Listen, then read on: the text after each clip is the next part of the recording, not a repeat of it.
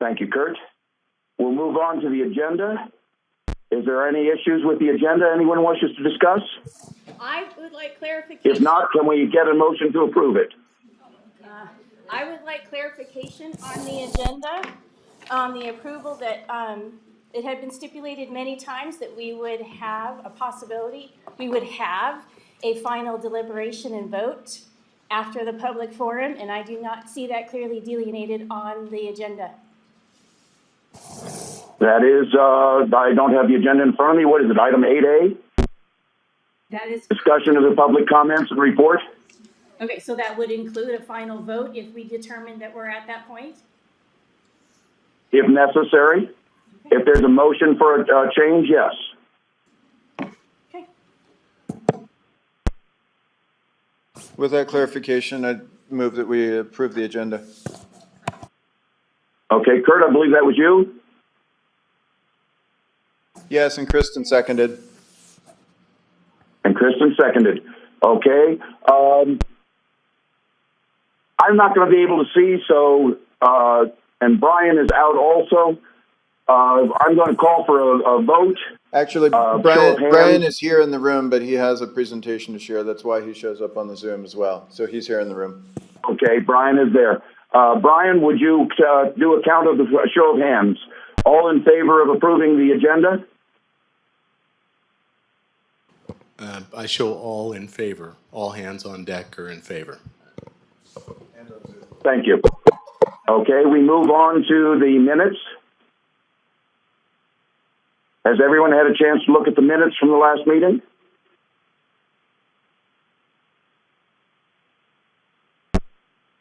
I'll take that as a yes. Are there any issues with the minutes from the last meeting that need to be addressed? I move we approve the minutes as presented. Okay. Do we have a motion? Do we have a second?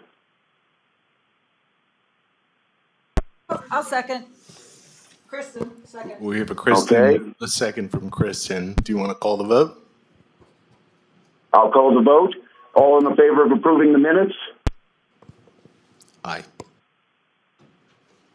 Around the table, I see unanimous aye around those on the table. Okay. On the screen, Dave, you're The saying minutes aye. are approved.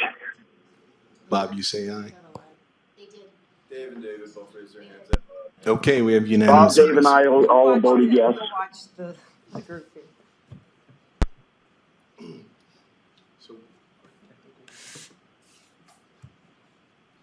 Okay.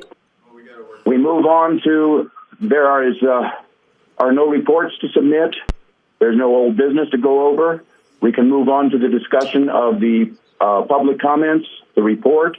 That would also include any discussion of cost that we want to do. As far as I was concerned, this discussion of the report threw everything wide open for discussion. So, Dave, this is Brian Cleary. Could you repeat that? I was talking to our technical support and I missed what you said. No problem, Brian. The next item that I can think of on the agenda is the discussion. I originally put down the discussion of the report. I modified that to discussion of the public comments in the report. That would include comments on cost or anything else that we want to discuss regarding the decision. So is that where I would fit in the thing that I would like to discuss and present? Yes. Okay. You haven't told me what it was, but if, assuming that it's anything related to the report, yes. Yeah, it's a discussion of kind of just put together with a bit of effort, a summary of the comments. I think that'll help people. It'll give meaning to the comments. I think it'll facilitate our further deliberation and also what we want to focus on in the report. If there's no objection, we'll let Brian Cleary present his summarization. Yeah, let's do it. Okay, so this will take a little bit. I hope you guys can bear with me, but I did invest a fair amount of time, and it was intended in a good way to help us understand what we heard at the hearing. I think that's important. So if our technical support from the county here just I'm waiting on him to give me his access rights to share my screen. And I do see that I can do that. Just give me 1 second and I'll bring up a presentation here that you online should be able to see, as well as our audience. Excellent.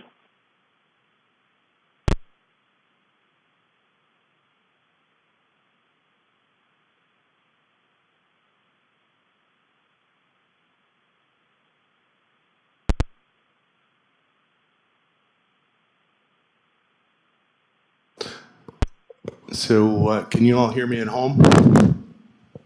Besides me panting. Yes, I can hear you. It's fine.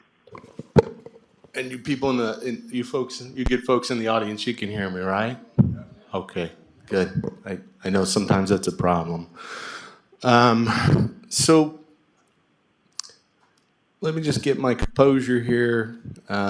I'm juxtaposing between trying to run the technical and also think of what I wanted to say out of the presentation. So it takes a little bit to get my head straight. But we had the hearing on the 19th. We heard from a lot of people in that hearing. And my point is to try and go through some of what we heard and put it into groupings or contexts.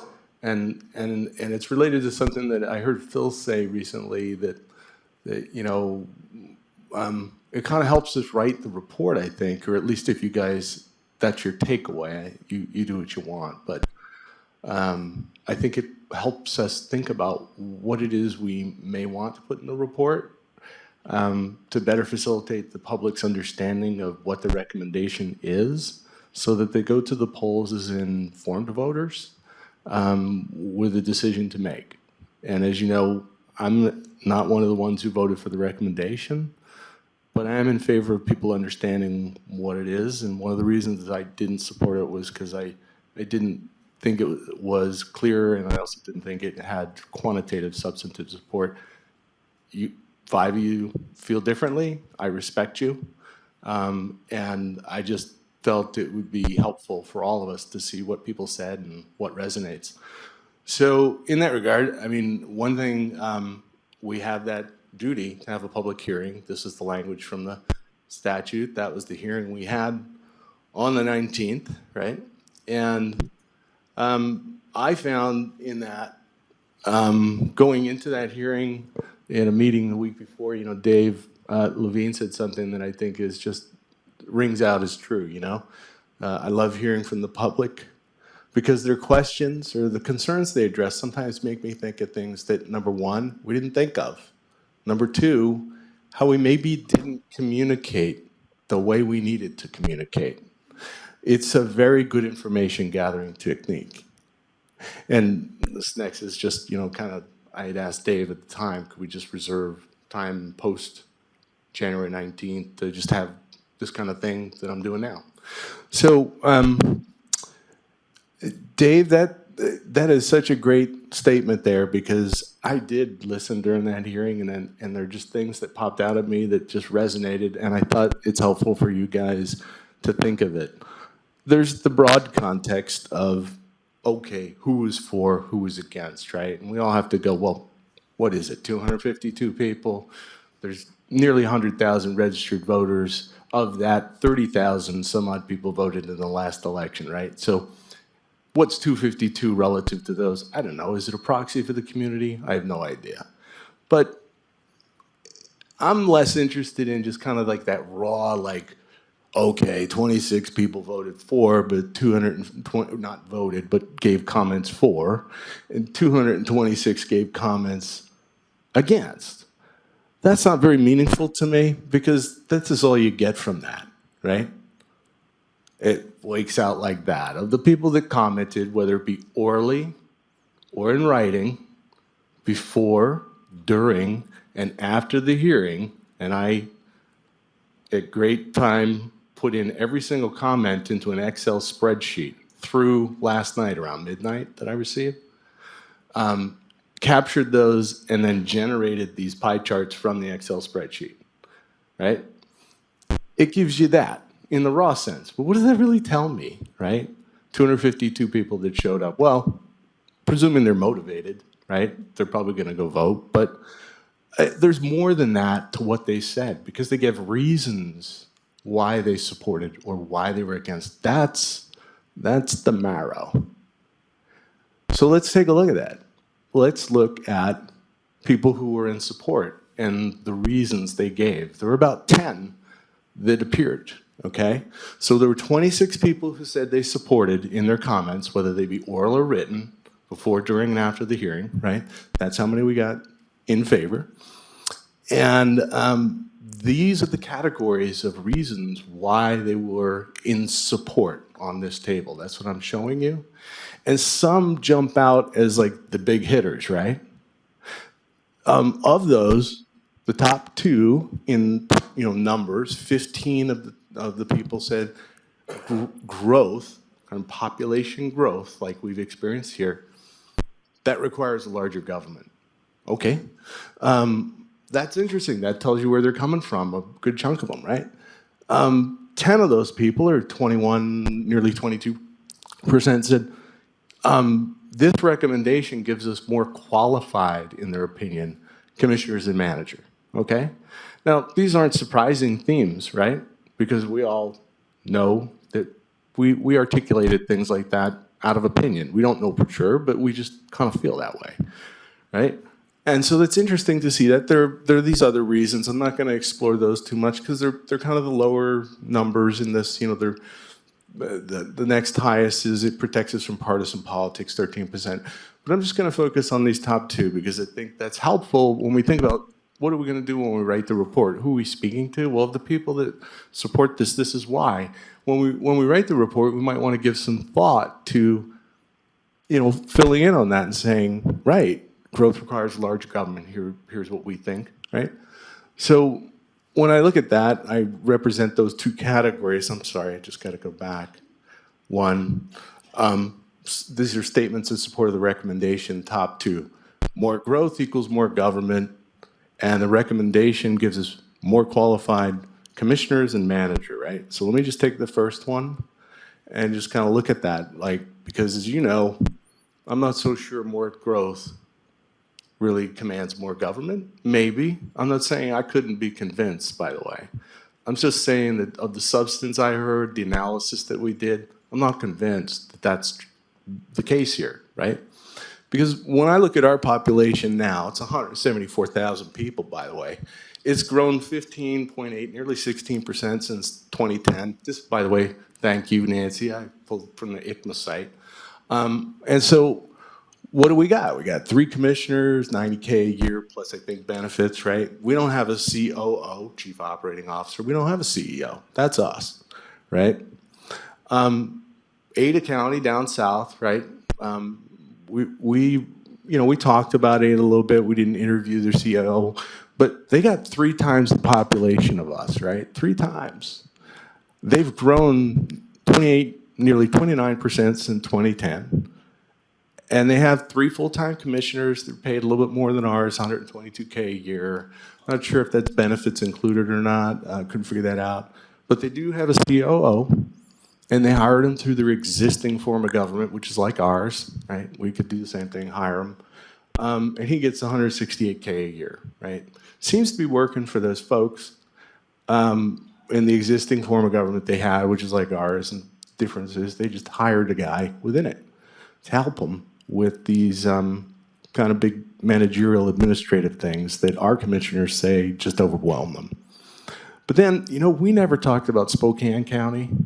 And gosh, we don't have to get on a plane and fly down to Boise to go witness it. We could just drive over to Spokane and say, what's going on over here? How's your government? Because theirs is structured kind of like ours, if you look at their statutes in a way. And they got 3 times our population over there. They've grown just a little over 14.5% since 2010. And yet they have 3 full-time commissioners. They got $117,000 a year in salaries. They do have a chief operating officer. He gets $125K a year, and they got a CEO at $178.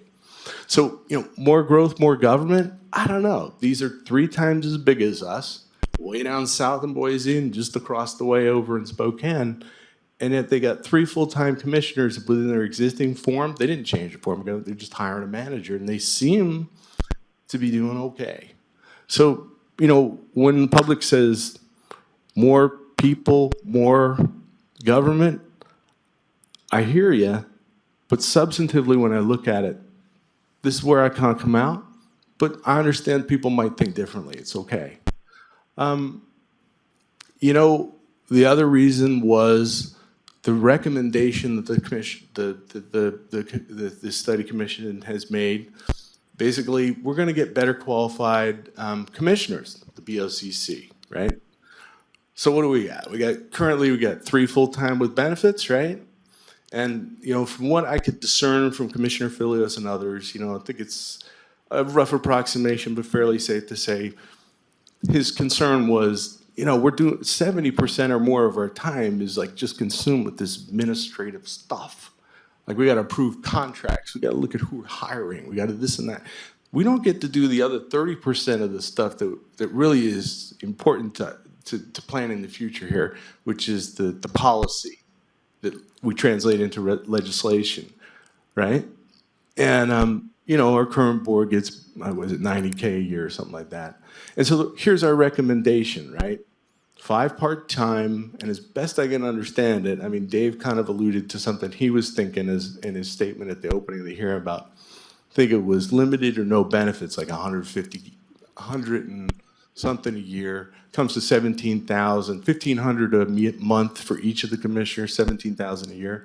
So limited or no benefits, plus 17K a year maybe. But what happens there is we don't know how much of the administrative stuff gets thrown over onto this commission manager, but they won't be doing it, right? Their time will be available for policy legislative, but also there's certain things they can't toss over to this new commission manager, right? The Board of Equalization, by statute, they can't do that. And if I recall correctly from the statute, that takes about 4 or 5 months, that period during which people can appeal and it goes on. It's like January to June or something. And if I also recall, it takes a bunch of their time. So when we think about, are we going to get better qualified Board of Commissioners when we get 5 part-time with maybe a small stipend like salary, 17K a year, right? And limited or no benefits? I think it depends, because if they're going to have to go and spend 4 months hearing appeals, tax appeals, in the Board of Equalization and deciding them, I think if I was, kind of the person that you're envisioning here is an elder statesman of the community interested in doing good in their later years and they're going to be on the Board of Commissioners, that's who can afford to be part-time, right? Retirees. If that's true and they hear about you're going to have to spend several months in the Board of Equalization hearing tax appeals, I think they might opt to go on the library board. Just me. I mean, maybe not. I could be wrong. But these are the kinds of things I think about. Are we really going to get better qualified Board of County Commissioners if we pay them very little and no benefit? I don't know, but these are the things that come to mind. And more importantly, right, I don't think we really have talked about the substance of that. Like, we've never talked about the point I brought up. And this is why those comments are so important. Thank you very much, because I sat and went, my God, I haven't thought through some of these things they're bringing up. So I just don't think we have, and that's another reason why I just don't support. So are we going to get a more qualified manager? That was another thing that people felt, right?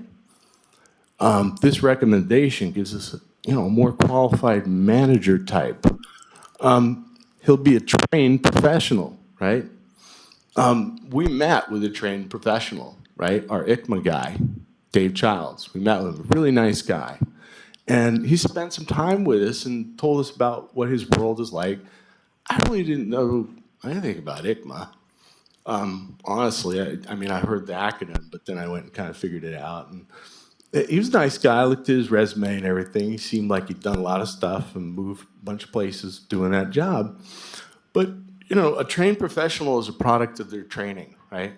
So that led me to think, what is ICMA and what is it they're interested in, right? Because that's going to be reflected in the training that you're going to get. So I went to their site and just was looking. And I was like, well, okay, this is kind of a snapshot of what they're interested in, like top issues, coronavirus, what is that, race, equity, social justice, emergencies and disasters. These are all good things. These are their top issues. And priorities, leadership, ethics, management, these are all good things. Additional priorities, equity and inclusion, performance management, these are all good things, right? So this tells us, like, what are you going to get from an ICMA trained person? Their website tells you what their focus is. I think that's helpful, right? And Dave, actually, I went back, I was like, what's his resume say, So he was saying, like, I have enjoyed assignments to help local communities transform their organizational cultures by identifying their core values and building those values and behaviors into the DNA of the organization. That's a reflection of his training, and some people might not like that, some may. But, I think that's informative. Are you going to get a more qualified manager? You'll get a trained one, but if he's ICMA, that's his training. Are you going to get a more qualified manager? Still the same question. We don't have to go too far. I mean, Dave's been all over the place, and it was nice to meet with us. But we could go and look at the Lewiston experience, which is kind of a fresh one, right? That manager was a city manager, not a county manager. We know there's differences, right? But let's just take a look at the experience they had in the last 14 or so years down there. Just south of us, not same state, So they recently voted to remove the city manager and adopt a strong mayor form of government, okay? That's loud. Okay. They had 3 managers in the last 14 years. Average tenure of them was 4.5 or so years each. They were all from outside Idaho, those last 3, Oregon, Washington, Wisconsin. Along the way, kind of stuff that happens in every kind of government situation. There are little allegations of assault, financial improprieties. Happens all the time. Doesn't mean that they're guilty of it. But, that's kind of a snapshot of the last 14s. But prior to that, they did have a manager who was from the local community, someone hired right out of that local community. She was there for like 20 years, and she just retired, and then they went through this string of 3, right? All from outside, pros. Some of them were ICMA trained. These, professionally trained, but they still had some troubles. And they did have this tenure rollover. As we saw in Dave Child's own resume, the continuity thing, he was there in some of his jobs like a city manager for 7 years, some not so long as 7 years. It turns around. So these things can change. It's not going to give you long-term continuity necessarily, but in this instance, the one that came from the local community gave him 20 years of service before retiring. Then they had the bumpy road, and then they decided no more.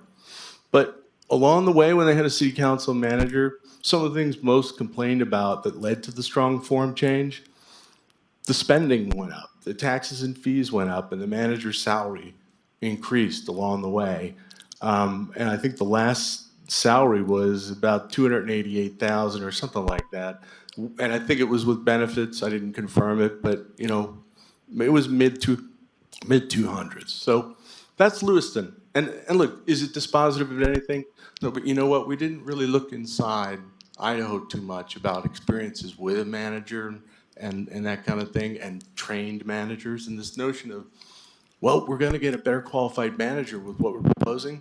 My point's really, we haven't dug into the guts of that. Are we really? The substance, let's quantify it. And that's why I have issues. So now I've been looking at just the comments 4, and I recognize I've been saying, here's why I'm not convinced of those. Maybe, and really what the point is, in our report to the public, these are 2 top reasons cited in support.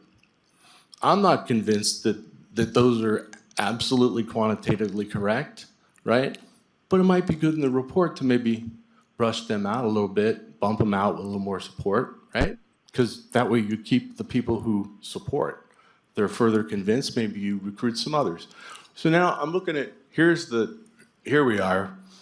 These are the people in opposition, right?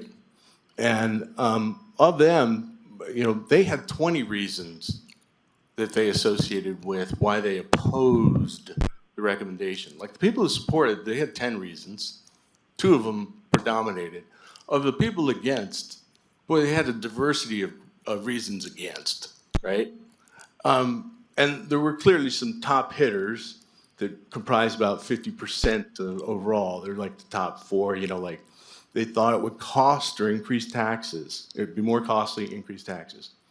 It's gonna grow government bureaucracy, government or bureaucracy. It's gonna decrease accountability, transparency. Too much authority is gonna go to the manager, right? There was concern about that. There was uncertainty and concern, right? That's what you're hearing, right?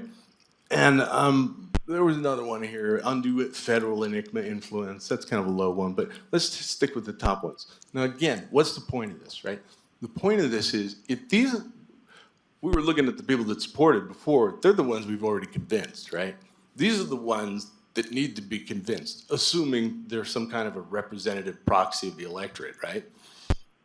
These are the ones that, in my opinion, the report needs to reach to and answer their questions if you have any hope of them voting for it, right? I've been here for how many months with you?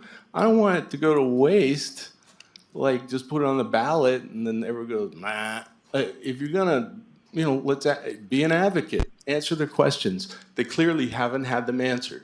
Some people think it's because they didn't do the research. I just think they're concerned. So, just take a look at that, because I had those kinds of concerns. They kind of resonate with me. These people reminded me of them and gave me a little deeper appreciation for it, right?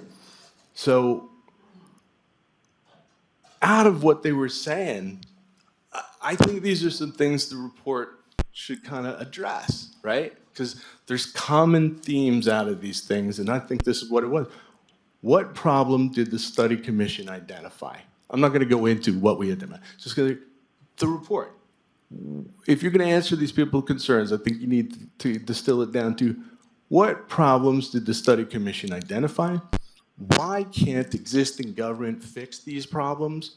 How does the study commission recommendation fix these problems? I just think the report could have a little substance on that might bring those people over to your view, right? Would you mind going back? And Yeah, here. so I can absolutely Here you see go. every one of your... There. Oh, Thank you. Is this for everybody? No, it's just for you because I knew you'd ask for it, so I just figured. I Anyway, don't have to type so much. I can make notes right. instead. Thank you. So of those themes, right? Remember one of the top ones was like, we don't know what this guy's power is going to be, right? Well, I had questions like that. We talked about that in here, right? And I wasn't sure that it was reconciled to my satisfaction, because I'm a lawyer. I read words carefully, and I'm paid to challenge things, right? Push the envelope. So when I see language that's not clear, it's like opening the door for a guy like me. I'm going to push it to the limit, right? So when I see a statute that says the manager shall, right? No discretion, right? The manager shall have general supervision of the administrative functions of the county. So I looked, what's the administrative functions? We talked about this a little bit, and Dave has his view, and that's cool, Dave, by the way. Hi at home. But, I just, you have your view. I'm not convinced altogether. What are they? Okay. I looked at Title 31, Chapter 8, right? County Commissioner duties. It lays out 79 detailed provisions covering the powers and duties of the county commissioners. Of those, right, we've never really had a discussion and broken that out and gone, which of those are administrative, right, and are going to fall under that commissioner guy, and which are going to be retained by the Board of Commissioners? Because we've spoken in broad terms, like 70 or more % of their time is taken up with administrative stuff. But which ones are administrative functions under the commissioner manager authority of these 79 detailed provisions covered in power duties? Which ones are going to remain under the Board of Commissioners authority? And which ones can't the board delegate even if they wanted to? We've never dug into the marrow of that. And this is why, me, a lawyer, knowing that I like when I see language like that, the door's open, I just go for it, right? I want to know. I'm making a recommendation that if the voters go for it, can't be changed for 4 years. I'd like to know, what is this guy really going to have as administrative duties? We talk generally. I'd like specifics. Now, in the next example, what's the scope of a commissioner, manager, power, and authority? Again, that's the same concern I heard from the public. It's one I raised when we discussed, right? The manager shall, right, attend these meetings of the Board of County Commissioners, take part in the discussions, but not vote, recommend measures for adoption, right? So one of the commenters came up, and this was one that just kind of like a light bulb went on in my head. I was like, that's kind of a nice way to put it. You know, what's more likely, a full-time commission manager, this guy full-time, he's here every day with his fingers in every pie. Is it more likely that a full-time commission manager is going to steer the policy options and choices of 5 part-time unpaid Board of Commissioner members, or is it going to be the other way around? I don't know, but it was a concern. And you can see in that language, right, the fact that he can recommend measures, and this is a guy who's got his fingers in the pie every day, all day, right? And the other ones are just the board looking over him, right? They're supposed to have policy and legislation, but he's going to be coming to him and recommending measures, and it's not just policy, that he's not going to be just saying, we need to enforce the wake ordinance or something. He's going to say, our policy should evolve. You just know it. That I would. Scope of the commissioner's manager's power and authority. Once again, here's another example. He's going to shall exercise the exclusive authority of the county to appoint, supervise, suspend, and remove county personnel. I've never been able to find what county personnel means under Idaho law. It's not county officers like in the other silos. I at least know that. But county personnel, I mean, everybody who works for the county as an employee is county personnel, I would imagine. And remember, this is shall, and in here, it doesn't say that the commissioners can cabin or constrain this guy's authority. In fact, the only authority under here, under number 8, it says, this commission manager performs such other duties as the boards may establish by ordinance or resolution, right? So that's expansive. It's not saying, don't you dare touch this stuff over in the other silos like county personnel. So does the commission manager's authority to appoint, supervise, suspend, and remove county personnel, does it extend beyond the Board of Commissioners silo into others? I don't know, right? Logic would tell you it shouldn't, but I don't know. There's no law on it, right? There's no policy that I'm aware of. Maybe there is. Maybe I'm ignorant, right? Where is that county personnel defined in Idaho law? Can't find it. Did we get an opinion from the county attorney? No. So again, to me, it's like, look, if I had answers to questions, I might be convinced of this recommendation, but I don't have answers to questions like this. And also, let's not forget, unlike North Carolina, that has had a commission manager form of government, and I'm pointing at you, sorry, but but you're the one that nicely put that together for us and kind of understand it, right? They've had that for 100 years, right? You know what 100 years means when you have that? 100 years means this. The courts have looked at those statutes because people have had flap-ups under it. They've issued decisions. People have policies on it. They have refined the statute. Guess what? We're the first ones in Idaho to do this recommendation. Yeah. So we don't have the courts, the benefit of that insight. We don't have a lot of insight, as far as I know, right? I could be an ignoramus, but we don't have that. It sounds like a great opportunity for your law firm to get a lot of business. Well, I know the audience might be interested in my services, but so anyhow, I just say, we're going to be the first ones to do this, and as a commission, I know I'm trying to be fun with it, right? Right. But the thing was, as a commission, we are public official. Chris, and I didn't interrupt you. I know. Right? Well, But you involved me. so here's the thing. He interrupted you. We're public Sorry. officials, right?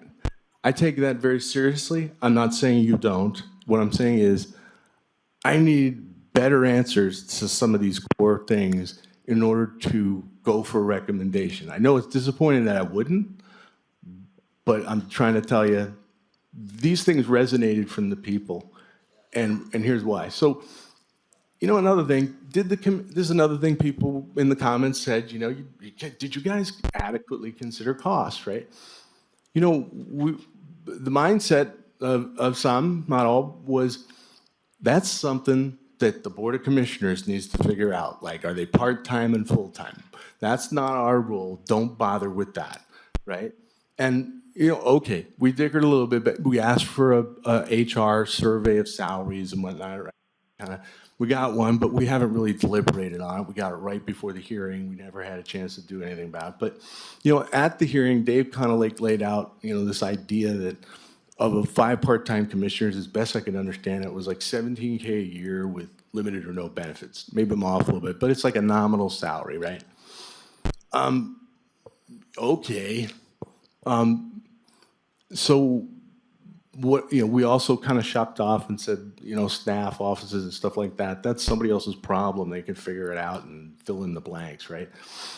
But what we did get from that HR survey that we haven't really talked about yet was, look, a county manager, like here's some other examples in nearby places, like, you know, they gave a range based on a couple other examples that they looked at of about 113, 155,000. That's just salary only, not benefits, right? I know from that recent example that I mentioned to you earlier, Lewiston City Manager, that was about 228,000 was the most current manager who got fired. And I can't remember if that had benefits or not. I couldn't quite discern it. It might. But I think we're looking in that neighborhood, especially with inflation, the fact that we're in a very high-priced market, right? And this kind of also goes to, you know, considering costs and the quality of person you're going to get. You're going to be able to attract somebody to come as your commission manager, right? From one of these far off places or even close by. They're professional, well qualified, certified. And they're going to come to an at-will employment state and or county, right? And say, I'm moving my family here and then get fired a year later. I don't think so. You're going to have a severance package. Kind of like, I think the college had something like this for the president, right? And so if you fire him, there's a bit of a cost to that because the severance package says you got to pay him, I don't know what part of his remaining salary for the years you fired him out of, right? That's something we didn't really consider, like what kind of severance package? It doesn't have to be like line by line what it was, but the consideration of, you know, if this guy doesn't work, you know, he can't get along with the other silos because they're elected and he's not, so they won't cooperate with him. And the commissioners come in and say, you know, you're not doing your job and you stink. You're fired, right? Well, guess what? We're going to be out not only that guy and his severance package, but he's now the county budget officer. He's gone, right? We're going to have to be recruiting for another guy, offer him, presumably, another contract with a severance package. So continuity of the county, costs for the county, these are the intangibles. And, you know, we really didn't get into that, right? And so to me, that's important, right? And then staff. I mean, this is one guy, he's going to take on 70% of what the 3 commissioners do now. I don't think he's going to do that alone. I think he's going to have to staff. Now, the county budget function, maybe it's the same people. They just have a line shift in the org chart. You move them over, right? But, like, what about all the other things that he's going to be doing? Reviewing all these people that apply for jobs and whatnot. I mean, it's just endless. He's going to need staff, right? And we can do the Jedi mind wash and go, pay no attention to that. You know, go home and rethink your life. Go home and rethink that question. Right? But I'm sorry, you know, the Jedi mind tricks don't work on me. I actually want to know. I need the substance. So, you know, enough on that. Did we adequately consider costs? I don't think so. And I think, what's our mission here? Our mission's set out in statute, thank God. And it says, here's what we're supposed to do in the final report, right? supposed to give a complete description of the optional form of county government proposed as required under the provisions of the chapter pertaining to the form of government proposed to be adopted, and any other provisions, anything else under the Prisons Act. Okay, what does that mean? Well, many of us, not all of us, feel the complete description part is like, well, all you have to say is we're recommending a commission manager form of government with 5 Board of Commissioners, and we don't believe that the recommendation needs to specify whether we're recommending part-time, full-time, or reduced pay or not reduced pay. We're not putting that in there, right? To me, a complete description provides things like that. A complete description also talks about considerations of what the scope of authority of this commission manager is, of those 73 duties delineated in Idaho code that commissioners are supposed to perform or must by law. Which of them are really going to fall under this guy and which aren't? I think voters would like to know that. I think that's what a complete description means. A comparison of existing form and proposed form of county government, including a statement of strengths and weaknesses of the existing and proposed plans.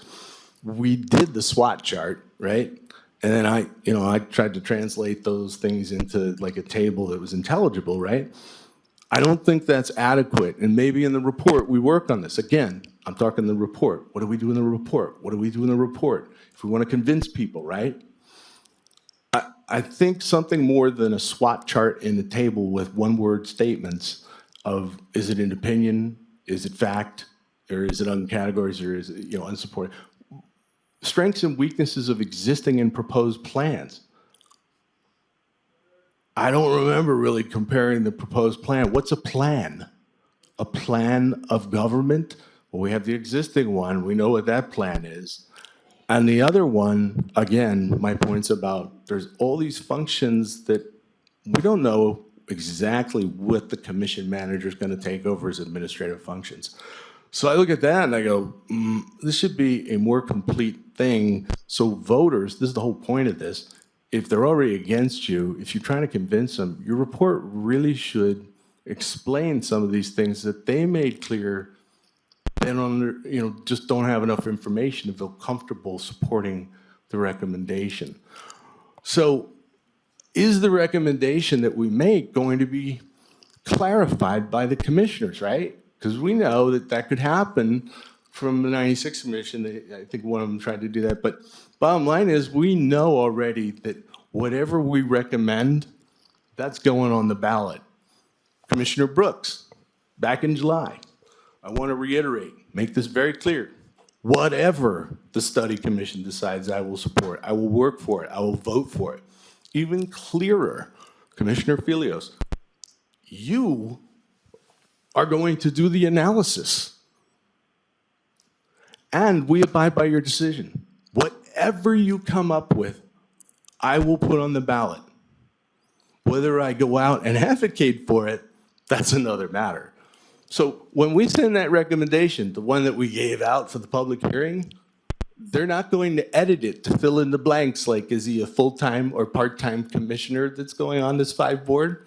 They're not going to say whether it's reduced salary or the salary they have now times 5. They're not going to say, here's what the new commission manager's administrative duties will be, right? They're not. It's our recommendation. And again, I go back to this. Come on. Is it complete? No, not in my opinion. I'm very sorry that I can't agree with you, but it's not complete. Now, okay, 5 full-time commissioners? What if people went to the voting booth and said, well, it's not clear, but in my mindset, I'm walking into the booth and I'm going to check this thing down. And in my mind, we're getting 5 full-time commissioners. It's not specified in there, but that's what we're getting. How wonderful. We're going to have this like kumbaya of like representation, right? Well, we met with Commissioner Filios and he said, if you're asking me, would I support going to 5 full-time commissioners? No. And the reason being that we get less efficient and it takes longer to make decisions. So 5 full-times not in the picture. Even if he would clarify this thing, he wouldn't support that. So people, if they're thinking, I'm voting for this because it's 5 full-time, No, not really. So this goes to a comment. The reason I brought this up is one of the commenters said, you know, what goes on the ballot? You know, that could be tricky sometimes, and you don't really know what you're voting for. Does our recommendation give full notice? I don't think so. And then here's this. You know, I go back to some of these core things about, well, will the study commission's recommendation that we came up fix the problems in Kootenai County government, right? Again, our recommendation is commission manager form of government with 5 board of commissioners, no specificity about full-time, part-time, or paid less or whatever.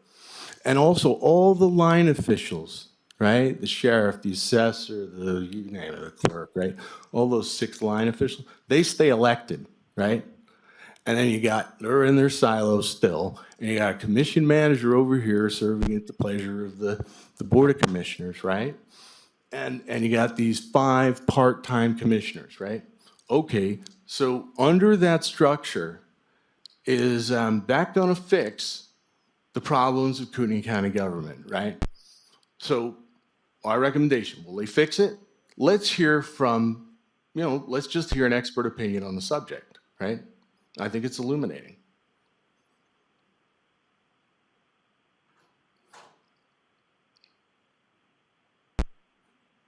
We're gonna get any auto on that?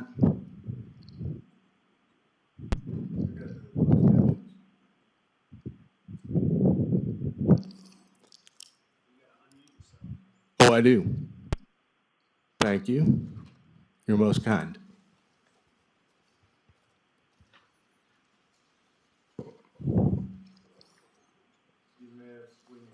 Hang on.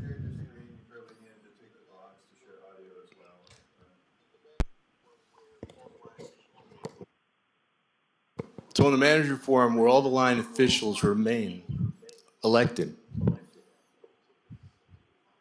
do you see that would work?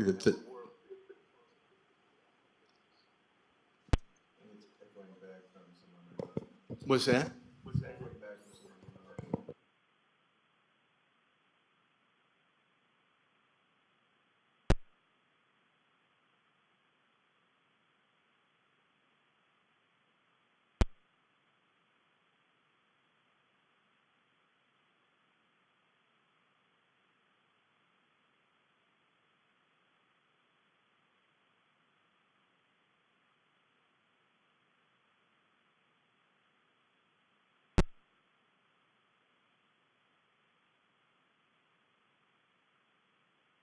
Maybe he can. How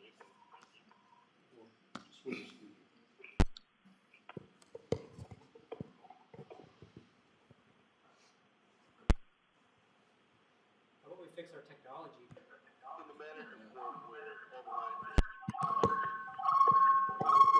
No, that's not. But basically, in the July meeting with Commissioner Filios,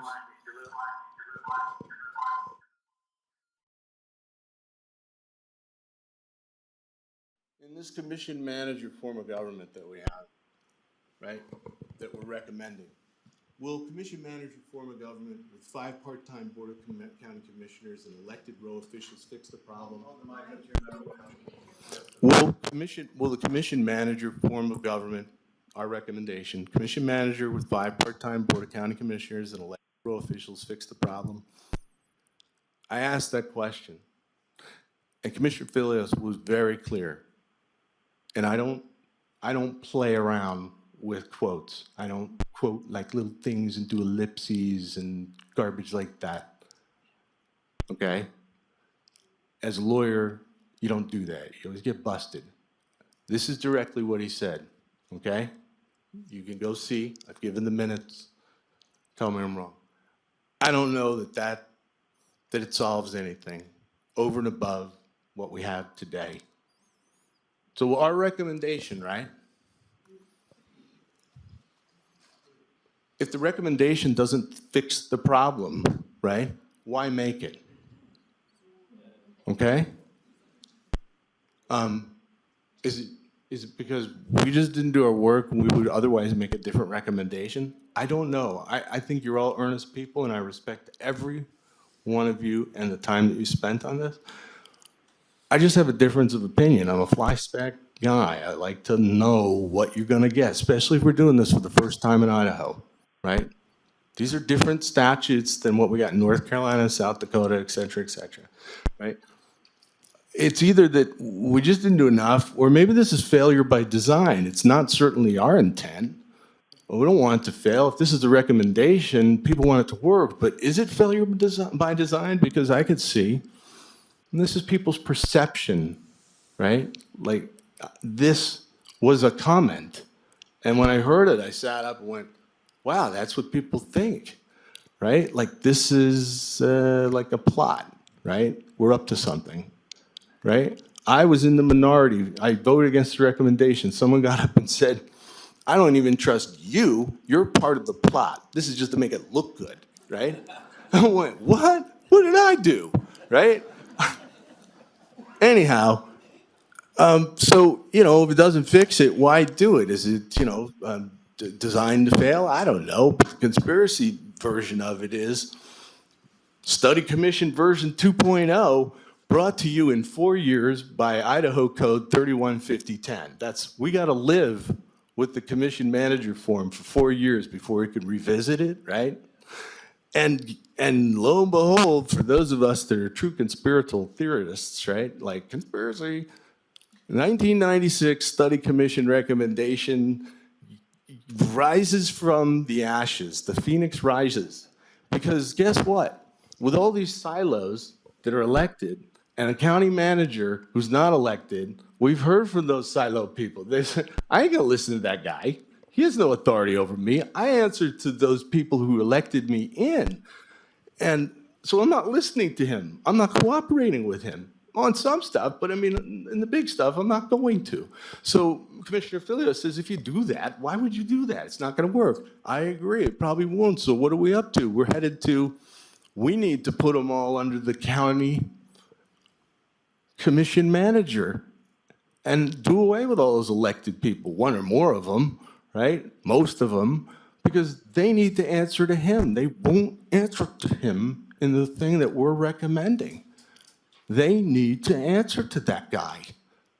So we're gonna have to wait for 4 years to see if it fails, if people pass it, if it fails, and we get Study Commission version 2.0, we're gonna have to wait those 4 years. In the meantime, we might fire a couple of commission managers and have to pay severance because they can't do their job because these people are in an elected silo and won't cooperate. So we wait 4 years, and this is what we get. So my caption is, rumors of my death are greatly exaggerated.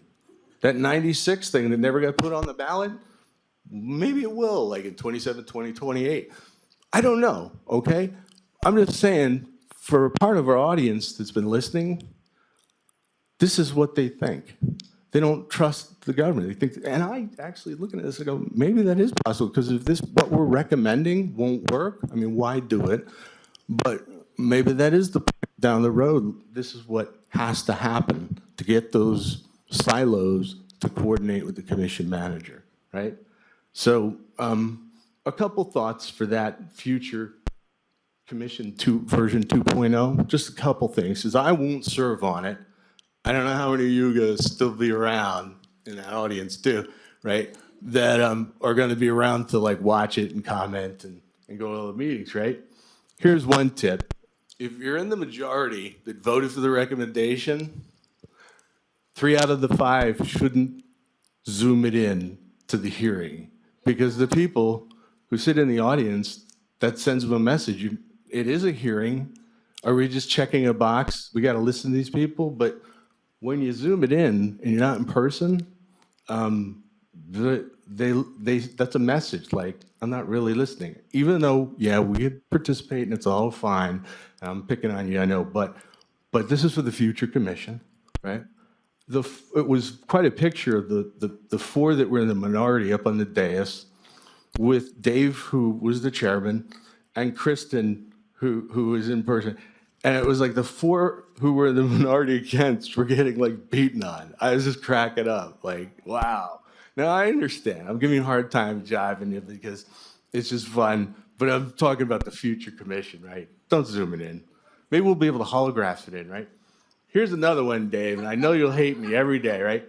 You might want to start that version 2.0 commission meeting with a welcoming and unifying statement. Here's what I might not think of making at that next study commission meeting, which is anyone who's afraid to present this recommendation to we the people is the true enemy of the republic. I can't think of a better way to get everybody angry at the beginning of the meeting than to say that. And by the way, for those of us in the minority, you know, it kind of hurts that to be thought of as an enemy of the republic because I dissented. That kind of hurts. But this is for the future study commission. This is not us. And so just some thoughts to bear in mind as we move into the future. Again, I could be convinced. You guys misunderstand me when you think I'm against you. I'm not. I could be convinced. It's just not with the evidence that's before me. So I'll shut up. I am in the minority. I know that this was a hybrid because Dave, I had said we got the opportunity to come back and deliberate more and debate. So part of this was that. But the other was, I really believe that of those comments I showed you, right, it's valuable to look at them and the weighting. I didn't just spend like, 3-4 days typing all these things into an Excel spreadsheet and doing these pie charts and stuff and looking at it. I didn't do it just for fun. I did it because that's where the meaning comes from. That's where we learn what really is going on in a representative segment of the voting population. What do we need to say in our report to try and get those who oppose the recommendation maybe to come over and say, I see the light, I misunderstood. And that's what I commend to you folks. I don't want to write this thing. Nope, nope, nope, don't want to. You're going to have to do that. But I wanted to give you my insights about what you should probably put in there. And I doubt I'm going to convince your hearts and minds to change course. Didn't think so. I'd hope so. And I just, I would rather do things by consensus. I think we could have come to a better outcome by consensus. And I wish we could have, but it's too late. And it's too late to take more testimony. It's too late to do more research. I understand. We got to start writing, but I'm not going to be part of it. And I don't want my name on the report because I don't think you're going to do the additional work. So that concludes my remarks. I think if I was in private industry and I came and let's say I was a bank president and I was a fiduciary for my depositors, right? And I went to the board and I said, with the level of supporting evidence I have for changing a bank structure, kind of like this, and I said, hey, I got this great idea. Let's change the way we run the bank, right, and how we govern this bank. And I had the same kind of substantive level, 20,000-foot flyover type supporting evidence that I feel we have here. I went to the board and I said, this is a great idea. You should adopt it. I think they'd fire me. If I was a, administrator in like a public hospital, a nonprofit, something like that, and I came with something like this with this level of support and said, I think we should change the way the hospital runs. I think the hospital would tell me, go think again. If I was an airline executive and I came in and I said, we should change the way we do business here based on this level of evidence, I think that airline would say, you need to go work in baggage claims for a while, right? I just don't see it, and if I was like an MBA, CPA, whatever, and I came in and proposed this, I think people would be looking at me saying, let's get some other MBA, CPA to advise us on how to govern our business. I don't know. I know in my law firm, if someone with this level of detail came in and said, restructure your law firm, I'd say, go work in the mailroom. So thank you for your time. You've been patient, and I respect all of you and the time that's been put into this. I just don't think we've hit our mark, and I thank you for listening.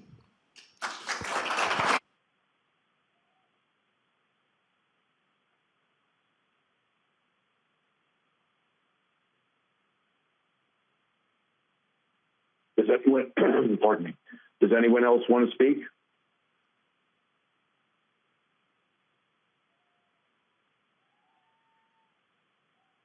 we having problems with the mic, or does no one wish to speak?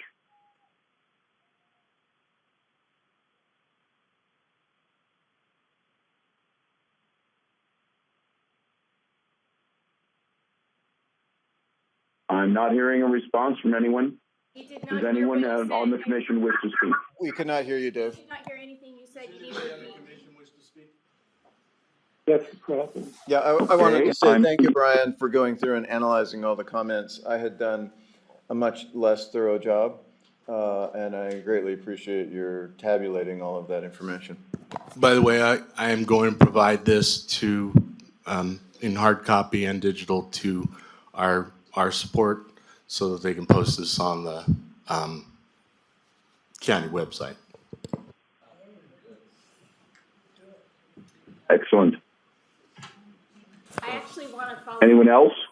I would like to follow up with Brian said. I don't think it's too late. I mean, we don't have to do a recommendation until May. And I think he brought up some very viable points that we have not done our due diligence. We need a legal ruling from the county prosecutor on what does that county personnel mean. Is that just the BOCC? We can't fly on this on assumptions. We need facts. We need the legal ruling on that because that's a huge deal. Are we talking 300 employees, which is already massive? Or are we talking 900, approximately 900 employees of all county personnel? Does that include the undersheriff who was just hired? Does that include the deputy prosecutors? This is not just, not to say that it's demeaning, but the hourly workers, we're talking about very high paid, highly professional, hired people.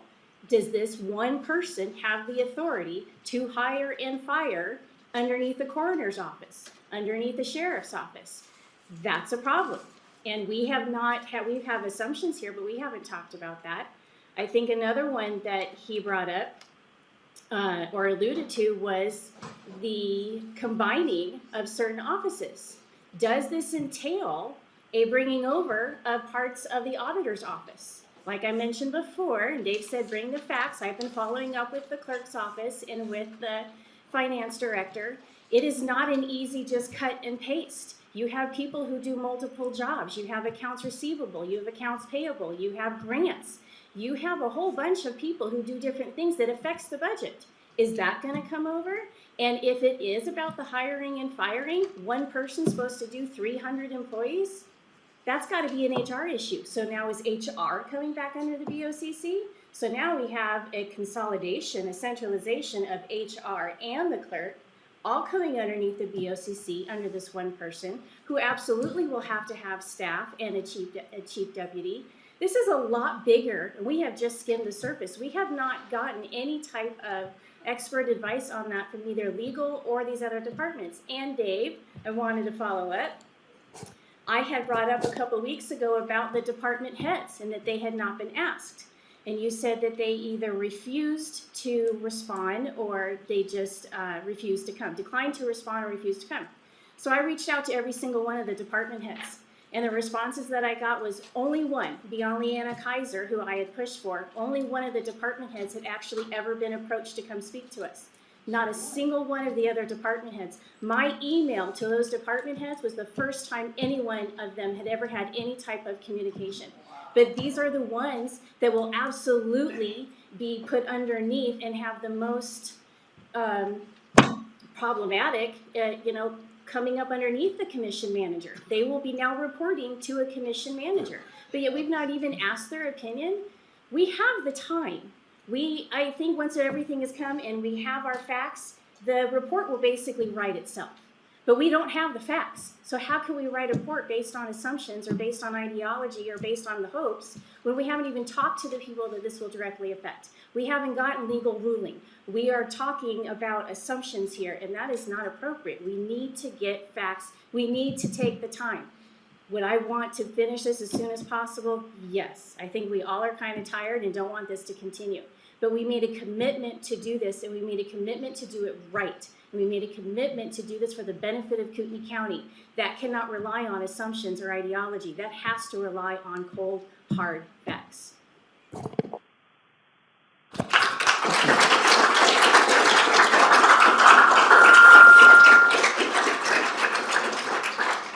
I just have a few brief comments.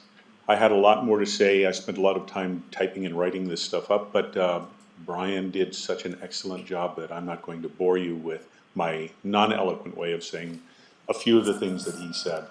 But I did want to just piggyback on, or rather just start off with a couple of things.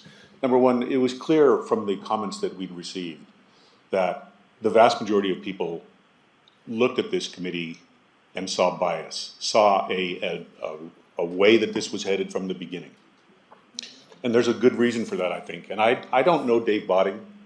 I'd never met him before. He seems like a nice guy. I've talked to him many times here. But there's certainly a good argument to be made that his bullying, his intimidation, his denigration of people, Leslie Duncan being one of them, obviously other members of this committee, the way he appeared to steer things, we never heard from Ada County. That was one of the things he was adamantly against.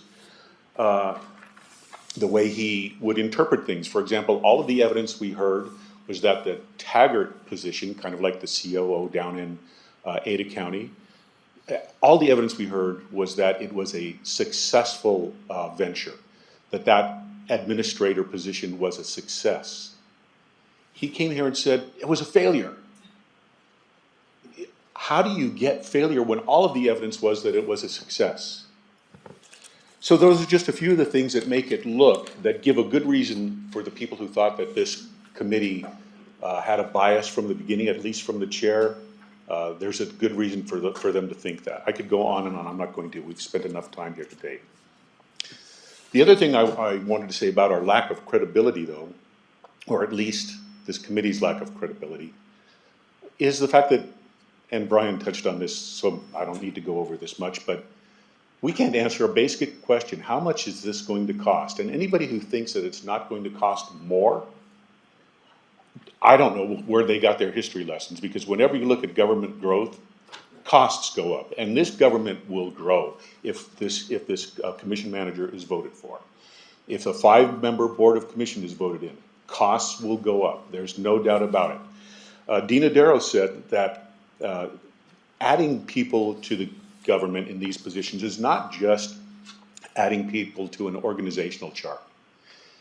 Our computer system is a web, she said, and if you change to a commission form of government or 5-member board of commission, board of BOCC, you have to tear that entire web apart. It's going to cost at least $1.2 million to do that. It's going to take at least a year. So there's going to be all kinds of bugs that need to be worked out. People are going to have to be trained to use it. The relationships that have been established over a long period of time in Kootenai County, how things work, those are all going to be destroyed if we change this form of government. And Brian pointed out something that I hadn't thought of before, and that is the litigation costs that are going to be involved, trying to determine what these various things mean. Who's county personnel? What are administrative functions? Those are all going to be litigated, because a commission manager will push the envelope. As one of the, more than one of the people who came and spoke to us early on said, I would expect that if you vote for a commission manager, that manager is going to get more powerful over time. And that's how it works, especially when you have part-time members of the Board of Commissioners. They're just going to let the manager do it. He's going to push, or she's going to push the envelope, and these things are all going to result in litigation. That's not only going to result in more costs, but it's also going to result in lost time and efficiency in the government. So when you're planning on a new form of government, you shouldn't look with rose-colored glasses and just say, well, everything's going to be fine. Costs will go down. Don't worry about it. We can count on that. When you're planning on forming a government or changing your form of government, you should plan in a way that limits your downside. And we haven't done that at all. So I can understand why the community has some real problems with our credibility. We can't answer a basic question. How much is this going to cost? Thank you.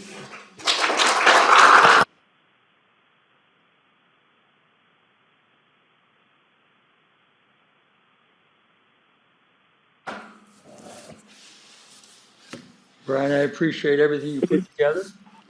Very animated presentation. I will say I consider you, and I've never met you before here, I can see you're one of the smartest people who attends this committee. But I really have to ask myself, after 9 months, were we attending the same meetings? A lot of what you brought up has been discussed, it's been asked. Now, maybe you didn't, some of us did. I could go through everything that you have brought up. No, government doesn't grow because you hire more people. Government grows because there's more demand for services, and that's what generates the need to expand government. No commissioner thinks, I'm going to hire 12 more people because it'd be nice to have them. It's because the public is saying, look, we need this service, that service. When you look at Kootenai County or any other, 44 counties in Idaho that have commission form of government, they started out with their 5, or in our case, 6 row officers. Do they still have those? Well, what about these other 30 departments that have all of a sudden evolved that are under the 3 commissioners? That's growth, but it's not necessarily growth in government caused by a manager. We talked about ADA, I've heard that several times, but I also heard several of the row officers from Kootenai County who are here saying that they felt an administrator would help. Now, administrator, it seems to me we want to focus on, you can call it the International County Managers Association, whatever, but if you look at their website, more than just training and proposals and criteria and an ethics code that they require, there's also salaries. And I can remember that are $228,000 a year, unless it's New York City or Miami, Florida, or maybe LA. But generally they run around 100,000, maybe 120, which is a lot of money. But when we're paying our commissioners $100,000 a year, that's a lot of money too. Do we get someone better qualified? It's not that they're part of the International County Managers Association or a member of some public administration group. They generally have a master's degree. Education does matter. I mean, I can't be a lawyer because I don't have a law degree, and that does matter in the expertise that you bring to the table. And I'm not belittling any people who don't have that, a law degree, but because I certainly don't. And I appreciate your comments and what you say and what you bring to here about the legal ramifications and so on. If we're looking for a manager, we want to have some criteria. Now, the ordinance doesn't say we can write up that this person has to be this and the commissioners have to be part-time. But we certainly can put that in our report that goes out to the public, and they in turn can demand it. Now, they want accountability, demand the accountability. That's how it works. We talk about this manager like it's some foreign being who is either going to be corrupt or just take over the whole government. Something around 65% of the cities in this country, over 100,000, and every city in Washington state have a council manager or a hired professional manager. Now, that doesn't, those are cities, not counties. But the distinction between cities and counties relates to the services they provide generally. Property tax, countywide sheriff, a coroner in this case, and the others. But all the other services that evolved are really directed towards a specific region or city. Now, each city has its own police department. Look right here, Coeur d'Alene has a county manager. I believe Post Falls has a manager. I believe Hayden has a manager. So if all these things are so bad, why do all these cities have it and they seem to continue and function pretty well? I don't hear too many people complaining. And I guess, the budget and cost, that is a serious issue. And I understand people think, I don't like to pay tax on what anyone else does. But I also know that when you read the different studies that are on the professional manager coming into a government, no matter whether you call it a counselor or a strong mayor or whatever, they hire an actual equivalent of a chief executive officer, that there's very little indication that cost actually increases. Now, could it, of course? Part of it could be because the manager sees a need for services that the public's demanding, that the commission up until this point didn't. So that manager may recommend to the commission, and remember, he has to recommend to the commission that we ought to do this or we ought to do that. They still have the right to say no. And they probably would in most cases if they feel like it's going to bust the budget. But he brings or she brings that expertise of what the cost is, what the tax revenues are, how best to distribute it.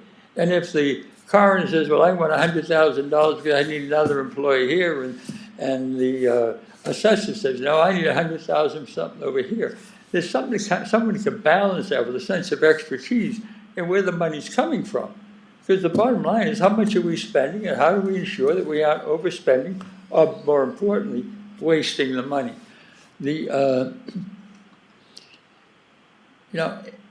And I guess that, we're looking for answers that in some ways aren't in concrete right now. Now, I haven't read a report yet, or a recommendation, but I got the impression from hearing your presentation it's one been distributed. I haven't seen it if that's the case, and I appreciate what you did, and I appreciate you having it put on the website. I'd also appreciate a copy for us here to at least consider and discuss, and no, maybe you're right. Maybe everything you say is exactly correct. I tend to disagree a little bit, but that's the purpose of this function, this whole group here. And the concern about, oh, you hire this guy or woman who's going to make a couple $100,000 a year, and now you're going to fire them and you're going to pay severance pay. You only pay severance pay if, in fact, you fire without cause. And I think that's what I heard or read happened to NIC. If the person deserved to be fired, any more than in private business, they don't collect a dime because they had a contract to work for us. And I just don't really see that as even being an issue. I do agree the report could clearly get into the weaknesses of the current form, the weaknesses of any proposed form, to the extent, the cost of those, the strengths of those, and maybe a little bit how we got here. Because this isn't something that 2 commissioners out of 3 thought, this is a great idea, let's do this just to irritate the public. And I sure don't need to be here for 9 months to see irritated people sitting here every night, and some of them sitting here at the table with me and accusing each other of being less honorable or whatever. I mean, we're part of a committee. We should at least try to keep that much together. We were appointed to do something. We're appointed to try to recommend a change in government that would be beneficial. No one said anything's broken. They said, can we make it better? And that's what we need to do. And the bottom line is when that determination is made by if it could be 9 people, but at least 5, because we do operate on a majority rule in this country. But if 5 say, this is what we recommend, then that absolutely should go on the ballot. Because the ballot is we the people. They're the ones who actually decide, not us. But we have an obligation to put forward every honest effort we could in describing what we think will work best. Now, if a year from now, next November, whatever, the entire public said, that was the dumbest thing you ever recommended, Phil Ward, okay, it happened. I can deal with that. My wife never calls me bright, so I can get in line with her. But I just feel like we need to really be civil amongst each other and come up with a proposal that we believe is in the best interest of the people and put it out there. And I don't want to go be philosophizing here.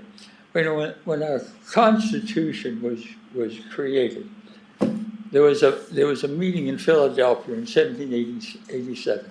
52 people went to that meeting. And they went there because the Articles of Confederation, which the government of the United States was working under at the time, was considered to be not broken, but just not doing everything that it could. And they come up with what became the U.S. Constitution. Now, of those 52 people, only 39 agreed. The other 13 thought, it's not worth fooling with. Well, I'm going to be honest with you, good, bad, or indifferent. I want to be part of the 52 that makes it an effort, or at least the 39 that tries to make it work. And if the public rejects it, that's fine. I don't have a problem with that. But it's going to be on a ballot where the actual majority of the voters get to have a say. And that's my position on it. And can you all hear me? This is Dave. Yes. Hear you, Dave. Yeah, but can the people in the room, camera, can you hear me? And Yes, Dave. Yes, Dave. camera, can anyone in the room hear me? Yes, I can, Yes, we hear can hear you. We can They all can hear hear you, you. Dave. We can all hear you. Okay, thank you. I'm sorry. I guess, I didn't do obviously a PowerPoint presentation like Brian did, but even though I did not attend the public hearing, I did listen to everyone, and since I wrote the minutes, I watched the meeting again and again and again to do that. So I think I'm pretty well versed on what the public said. And I did something very similar to what Brian did, but I didn't do it in as much statistical detail. I made about 9 points, and I'm not going to go over 9 points, but 3 of my points are very consistent with, I think, what Brian was indicating, which was I wrote down, identify what I heard from the people is we needed to identify the problem the commission believes it's trying to solve, and it's not because 2 commissioners are not working hard, which is what we heard over and over again. What are we trying to solve? And then explain, my next point was, explain why the COO and other voluntary options available today were not recommended. So you explain the problem you're trying to solve, and if the problem we're trying to solve is better planning, more legislative support for down in Boise, whatever those problems that I know what I think those are, I would say those are the problems. Here's why the voluntary options that are available today, we did not believe work. We would disagree with that, but that's why. And the third main point I had was the cost implication. And I've been clear from the beginning that while we never will be able to give a dollar amount exact, there are things we can say about the proposal. We know adding 3 more people is salaries, benefits, and probably infrastructure or other type of costs. But we also know, at least I believe, I should say, no, we don't know. I believe, based on personal experience, and I smiled, Brian, when you talked about an airline executive that would be loading bags. Well, I actually started loading bags, but then I actually did a proposal like this to consolidate the administrative work out of the organization that was responsible for both administrative and strategic planning. And we took all the administrative work out, and we allowed that other group to focus on the planning function, or strategic planning function, and the day-to-day operation was done by the organization that actually I led. And we got a 30% productivity improvement. Now, the government will never have a 30% productivity improvement, but the fact is, I know firsthand that what happens is you can find efficiencies, and we can do some things with that. But I think on the cost implications, we need to say, here are the areas that we think it can go up, or will go up. We're going to add 3 more people. Here are the areas we believe, at least the 5 people may believe, are areas that can reduce the overall impact. And the other part that I've talked about in the past is I don't look at cost as a dollar spent is a bad thing and a dollar saved is a good thing. I look at value. If we do better planning, if we had a compensation strategy 15 years ago that would have had market-based pay and a long-term strategy to pay our employees in the county, would we have attrition like we have today? Would we have 80 vacancies we can't fill because our salaries are not competitive? What is the cost of attrition? What is the cost of turnover? How much expertise do we lose? Those are the things that we should explain, why we think planning is important. If we had an IT strategy that over the last 15 years would have invested in technology across all the areas, would we have more productivity? Could the sheriff have reduced headcount if he didn't have that big room full of boxes, he said, of paperwork because we can't scan things? So I think we need to explain it in more of a narrative than an absolute, it's going to cost us $500,000 more or we could save $500,000. To me is why you want to spend the money. And if we can't do that, and I don't, Brian, you used the word convince the people. I don't think of this as convincing people. I view this, because that sounds more like a marketing strategy. I think of this as providing a fair assessment of the benefits of keeping the current form of government we have today and the benefits of going to the new form and the liabilities of each. And I view it as a more of a really a summary of those areas. It would be more of a narrative than here are the facts. It's more of a narrative and let people decide. I also believe that during this writing of the document, I do believe we have to go back. And when we have things we don't know the answer to, we need to try to find the answer. And if we reach out to the lawyers and they can't give us a legal opinion of whether or not the 900 people are would be impacted by the commission manager hiring and firing, or is it the 300 BOCC people, we need to put that in the report. Now, that, and again, I had other things. So the other thing I would say, and I spent some time on this and hearing the people talking about an unelected official who has the right to hire and fire and make policies. They compared it to Fauci.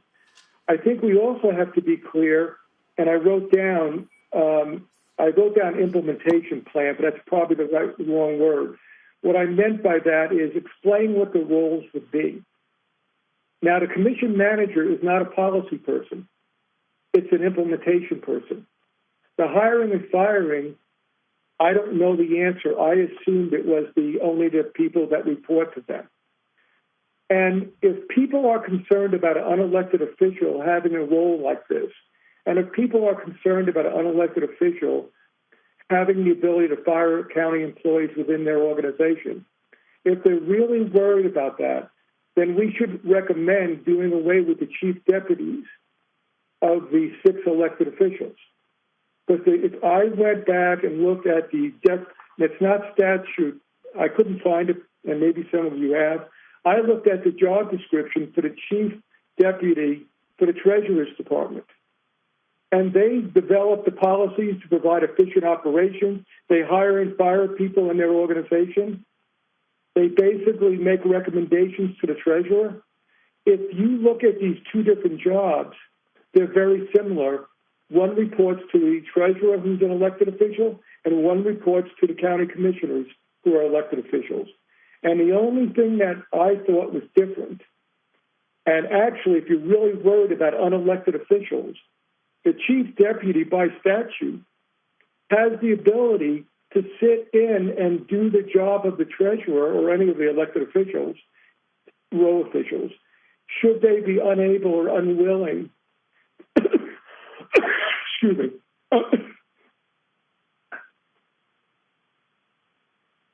should they be unable or unwilling to perform their jobs.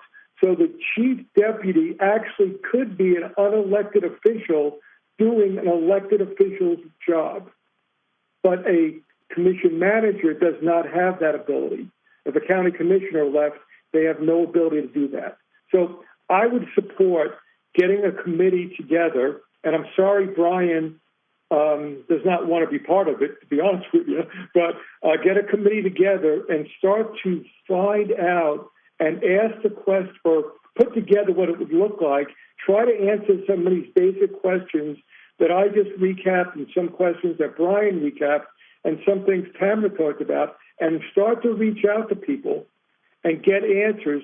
So as you write the report, I personally think you have to start writing something to know what questions go unanswered. And I do, and Brian, Brian and Bryant, since we would be the first county to do this, I guess the good news is we could do whatever we think or they could do whatever they think the interpretation of the law is. And then I think what you were saying, Bryant, was that there's a risk that somebody would disagree with that interpretation and then sue the county. Yes, sir, I'm sure that would happen. Okay. All right. Well, I'm done. I just wanted to go and say I think that what Brian's document has and what most of us probably have is we have a summary of things we have to answer. But I do think one of the things last thing I'll say, maybe it won't be, but the last thing I think I'll say is that what I heard loud and clear and what Brian put on the quote in the beginning of the package was I really heard a lot of times people maybe not understanding what this proposal actually is. And I think we would need to do a very good job of being unbiased, candid about what it means. And when we don't know an answer, we should just give that as the answer. We don't know. And let the people decide at the end. Okay, I'm done. Thank you, Dave. It's a little after 7 o'clock. Typically, we would take a break around 7 o'clock. Is everyone in agreement? Yeah, I think that's reasonable. Let's take 10 Could you hear me? Yeah, I'm agreeing. I'll move that we take 10 minutes till 7:15. Okay. This is Brian Cleary. I'll second that. I'll assume that that's been approved. We'll take a 10-minute break.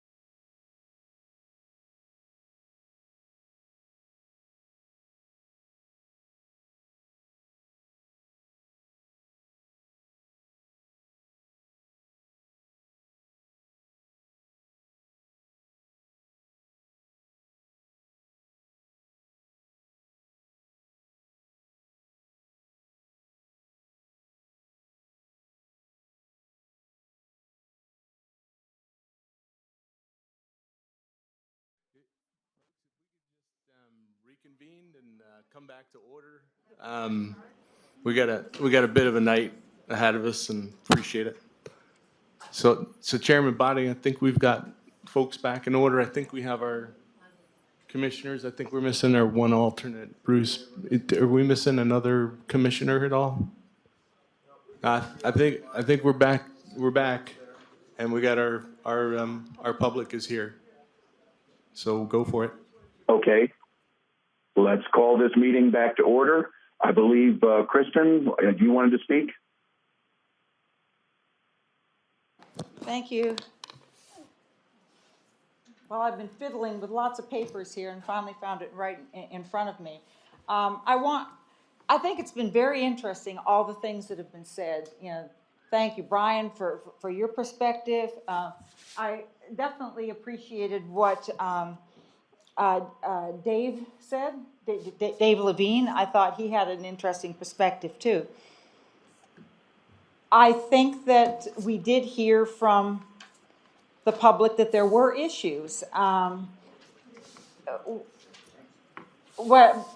guess where my concern comes, I do agree with Dave, and I think with Brian too, that we need to try to address some of these issues in a final report, but we also have to remember that what we're charged to do, and I'm probably not going to find it again, our job is to, I lost it again, to study the existing form of county government, compare it to other optional forms, and submit a report and any recommendations for change to the board. Now, that's what the statute says that's the minimum that we're supposed to do. Now, what we're hearing from the public and what we're hearing from each other is that we want to expand that recommendation and address some of these issues. But we need to all remember that when this statute was put in place, that it was not as specific as it sounds like the community and this group wants to make it. Our job is to make a recommendation to the Board of County Commissioners. Our job is not to convince the voters. Now, I do understand that you want to make sure that we do our best to clarify, but our job is not to convince the voters. I think last week, and actually this week too, is an example of the fact that we probably can't convince the voters to a certain extent, at least some of the voters. The behavior last week was not very charitable. It was not the community that I thought I lived in. It was there were a lot of, and I'm speaking to you folks, there were a lot of negative, rude comments made when someone did not agree with the majority who attended. They were mocked. I don't know how that moves anything forward and how that helps us. That said, my wish, you mentioned, several people mentioned that perhaps we should have done this a little differently from the start. Actually, Kirk and I talked about that at the end of last week. I'd like to roll back the tape and start over. I think we've learned a lot in the process. But what we've also learned in the process is that not all of us came to this commission with the idea of truly studying the existing form, comparing it to other optional forms, and submitting a report. Some people came with the idea that they felt so strongly from the get-go that the current form of government was sufficient that they did not want to even really engage. We asked people who are in the positions now, and that's nice. You know, we want to hear from them. But you cannot necessarily get change or innovation from people who are doing a job. Also, state statute requires what that job is. So I think we all, all of us around this committee, around this table, know some things about the committee and some of the things that have been happening behind the scenes that the public doesn't know. I don't expect you to care about that, but it has had an impact on me. I actually came to this position as a volunteer, very excited, thinking that it would be interesting to learn all about government now and look at these things. But I come from an education and research background, so I kind of fell in, full force. You talk about who put a lot of time in. There are some people who put a lot of time into work on this committee. The questions that Brian has brought up at this point probably should have been brought up early on by everybody. It just seems like we're waiting till we're way at the end, and now we're hearing from folks what they don't like about what the process was or what we didn't accomplish. And excuse me, I'm very thirsty. That reminds me, the reason those people are not here, I know I've heard some very uncharitable things about them. They're sick. I don't want them here.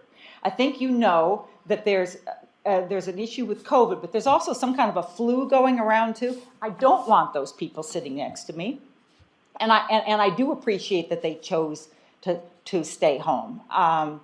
It's not ideal, but they're at least trying to participate.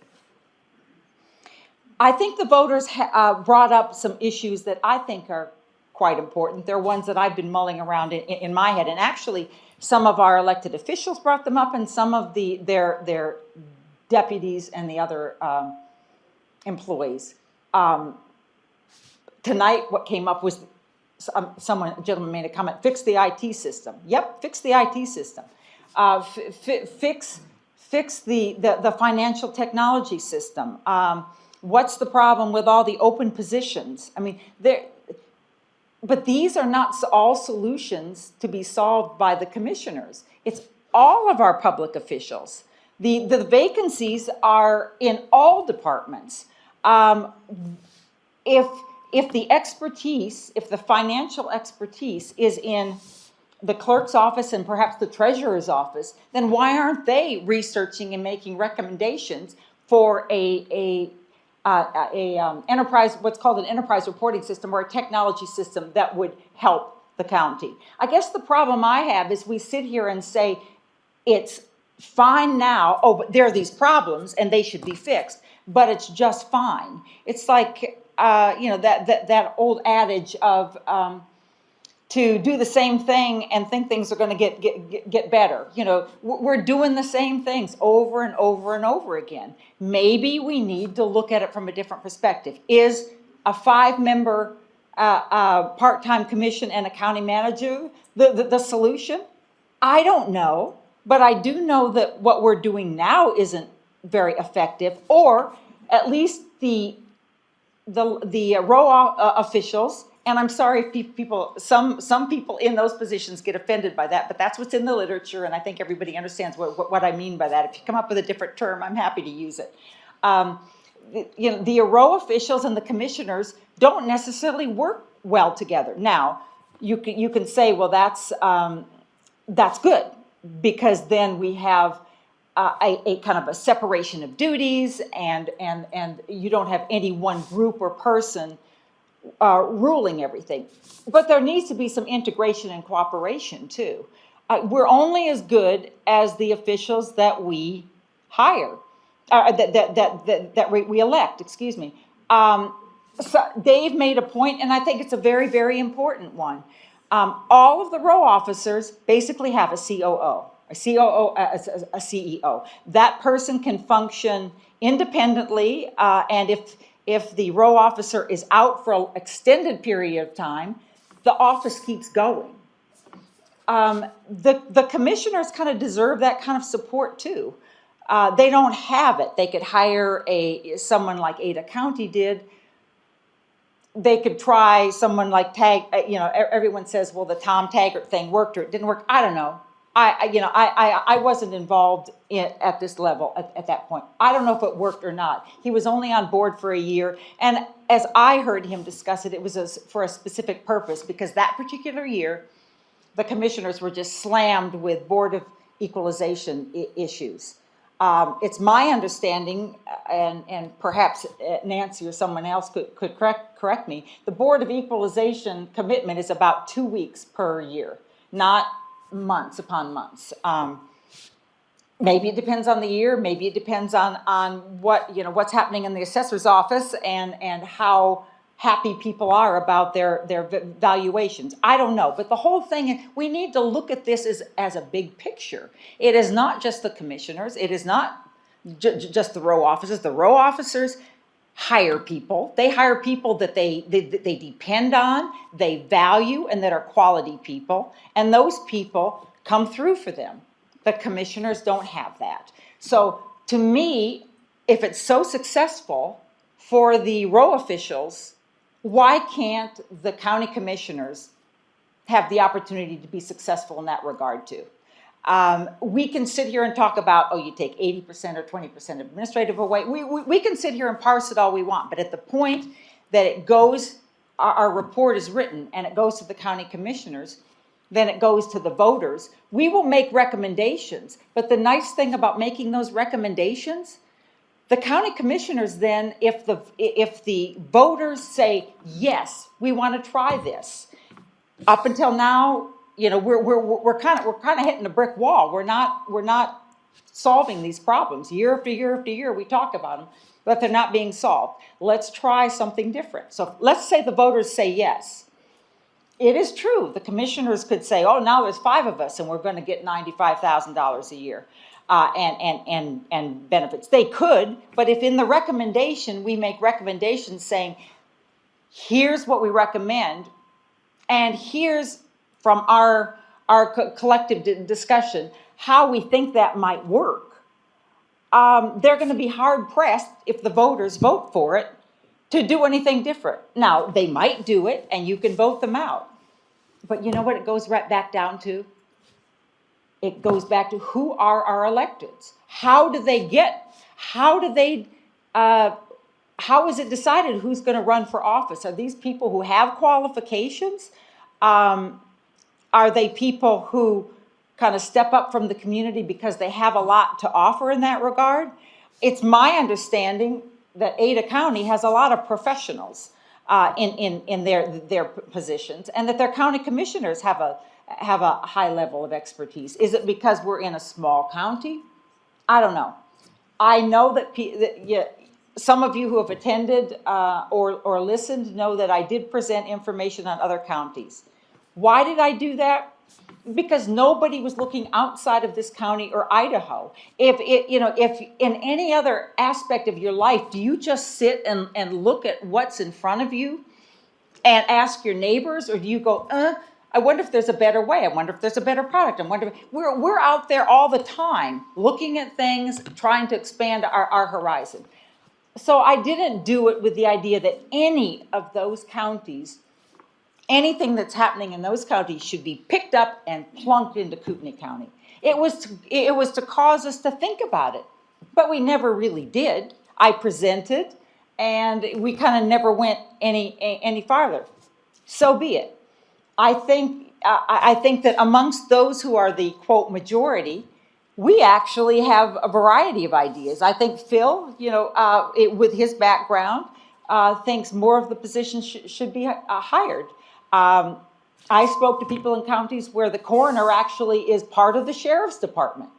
That's not necessarily good, bad, or indifferent, is it? Kind of makes sense. Logically, it goes together. There are ideas out there. Do we want to adopt any of those? Maybe not. But why do we put blinders on and say we're not looking at anything else? We're going to fix it right here. Well, if we were going to fix it right here, why haven't we done it yet?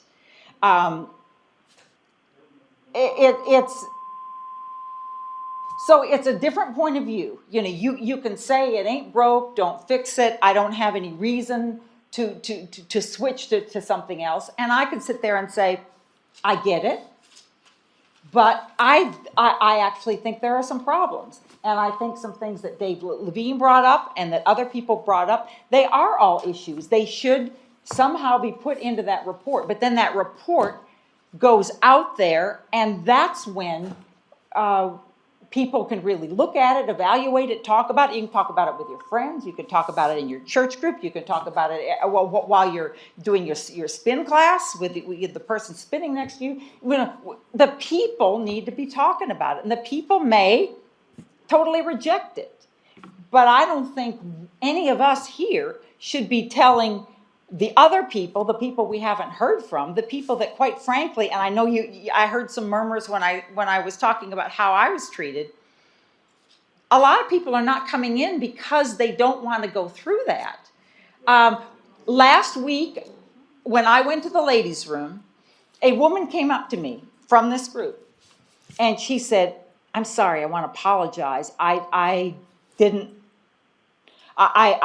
not comfortable. I'm sorry that you're being singled out, and I'm sorry that everybody's so angry." She said, but she said, but I know these people. I mean, I'm just telling you what she said. I know these people. These people are from my church. They're good people, but they're angry and they're frightened about this change, and they've come from places where it's very liberal, and they're afraid that Idaho's going to change. So they're frightened. She said, but they shouldn't be talking and behaving the way they are, because that's not who they are.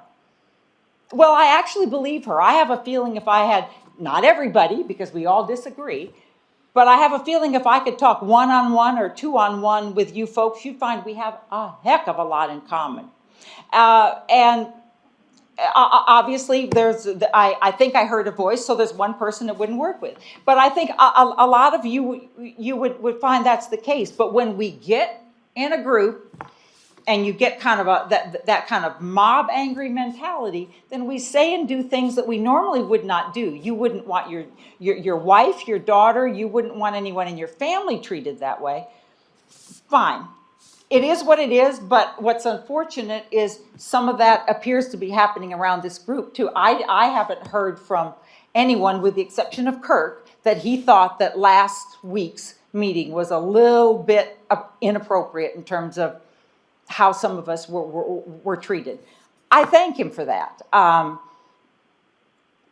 He probably doesn't want me to thank him for that, because he'll probably get some flack now from somebody for standing up for somebody else's right to speak. Well, I guess what I want is I want those other citizens in Kootenai County, that other 90%, who are either not comfortable coming in because they might be business owners or professionals, and the gentleman who basically told me, we are scrutinizing your affiliations, we are scrutinizing your friendships. He's nodding right now. What business person would want to come in and have somebody say that and actually do that? And Bruce knows that it is true that people are looking into my background and what I'm doing. I have no knowledge of that. You approached me. Okay. Don't accuse me. I have no knowledge. Prove it or don't prove me. Okay. It is yes, I knew that would happen. It's a he said, she said. But I've told enough other people after it happened. So, it's one of those things. It doesn't matter, but except that it shows that there is a lack of charity here in terms of us work. We had a job to do, and we could have really gotten to the bottom of it. We could have done some of these things you talked about, that Bryant talked about. We could have done it if we hadn't, from the beginning, come in with polar opposite ideas and refused to see each other as friends and neighbors rather than the opposition. I mean, it took me a little while to figure it out, but it didn't last too many weeks to realize that that the willingness to engage and entertain other ideas and speculate and do research wasn't going to happen.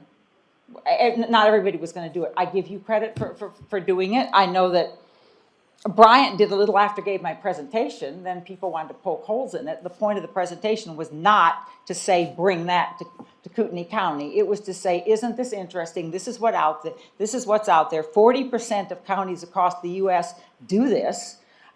They seem to be doing well. And some of them are in counties, or in states that you would consider very conservative. We received a letter from a woman from North Dakota who moved here, says she's been here 7 years, and she can't understand, since she moved from a county of only 20,000 people that had five part-time county commissioners. She couldn't understand why we would think that that would be an inappropriate or a poor form. The other thing you may or may not be aware of is that a lot of these counties in these other states, they have a much smaller budget than we do. And yet they seem to be able to get services out to people. Why don't we try to learn from that? Again, that might not work for us, but what is it that they're doing that they can have a quarter of the budget and still provide services? Yes, they have a smaller population, but I keep hearing people say, oh, growth doesn't matter. Well, growth, if it doesn't matter, then let's look at what people are doing in a county that's 20,000 or 100,000 versus ours. We just need to open up our eyes and look at what's out there. I, for the life of me, can't understand what's so fearful about that. What is it that we have to lose by just talking and looking and discussing? But we haven't done that. So Brian doesn't want to be on the writing committee. Fine. Whoever is on the writing committee, and I guess I would like to be on the writing committee because I started out the process. I expect that I'm going to get feedback from everyone. I think I got a lot of really good feedback this evening in terms of what sorts of things they think the people would want. And I've from the applause and the standing ovation, I kind of got the idea that there are at least people in this room who think that's a good idea. Then perhaps people can help with that. Come with suggestions, not just anger and acrimony. Come with suggestions. And you will find that the people that you think have their minds closed, actually we don't. A lot of us, a few of us came here with the idea of really trying to do a darn good job and get something out there that people might want to evaluate. Give us suggestions. Don't just, that's what I wanted from last week. And there were a few nuggets that came through. It's a little hard to hear it when people are mocking you and saying the things that they do. It's a little hard to hear it. I mean, how do you feel? When you're raising your kids, do you slap them across the side of the face, or you try to explain why they shouldn't do something? It's and maybe you do both, and maybe that was a bad analogy, but you get more with sugar than you do with telling people that they're stupid, you don't want to hear them, or they're a bad person.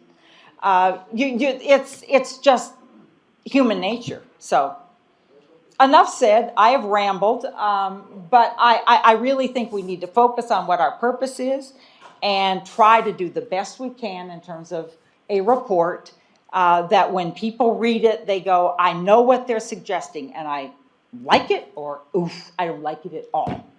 It's like Phil said.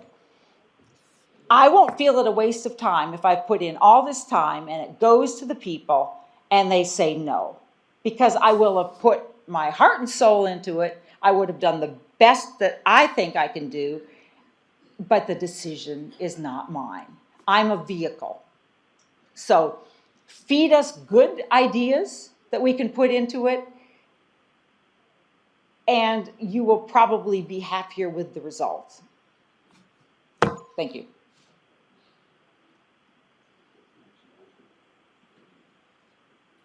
So, Kristen, in the meantime, Kristen, to quote some of my friends from the sailing world, do not despair.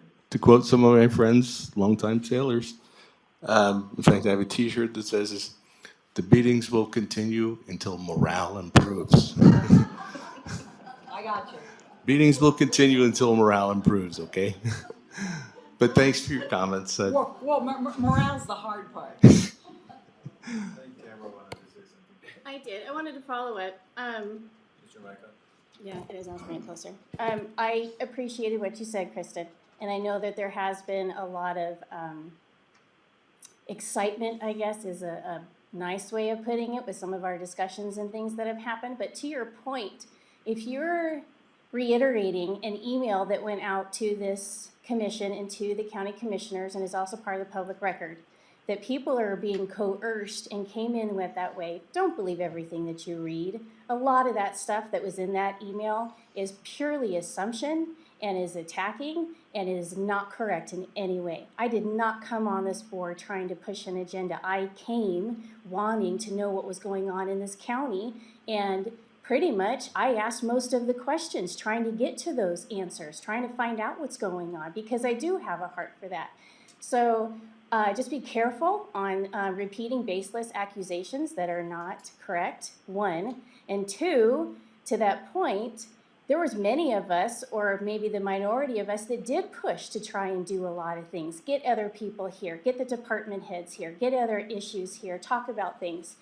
And our chair refused to allow it to happen. So if you want to put blame of why we are in this position of where we're at, the fault lies with the chair, with Dave Botting. Because he shot me down, he shot Bruce down, he shot Brian down, he shot all of us down, saying that that's not within our purview, not even allowing us to have discussions.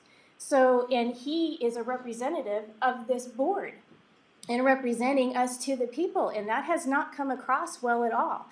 And he has not shown himself to be in any way a facilitator of discussions. He has interrupted me many times, and other people. He lets you, and he lets Brian, and he's let Kurt talk, or Phil.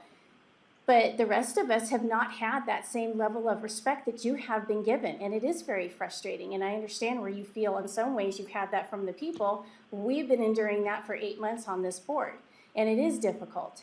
And honestly, I think that especially from the people, there's no confidence in this group, because there's absolutely no confidence in Dave and how he has led this. He has not been a facilitator. That very first meeting, he put out, I have no power. I am just a facilitator. I may not even interact. I may not even vote. But he has repeatedly shown through his unilateral decisions on how we process things, how he has treated us on the board, how he has treated the people, that he is not just a facilitator. He has become a dictator in pushing the one agenda.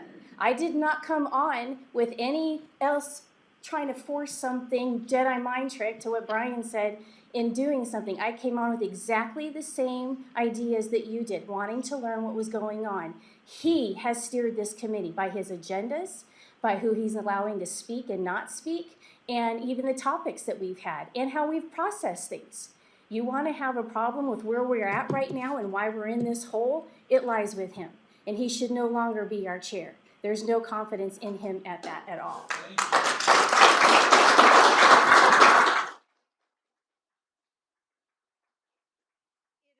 To me, that we experienced tonight, our chair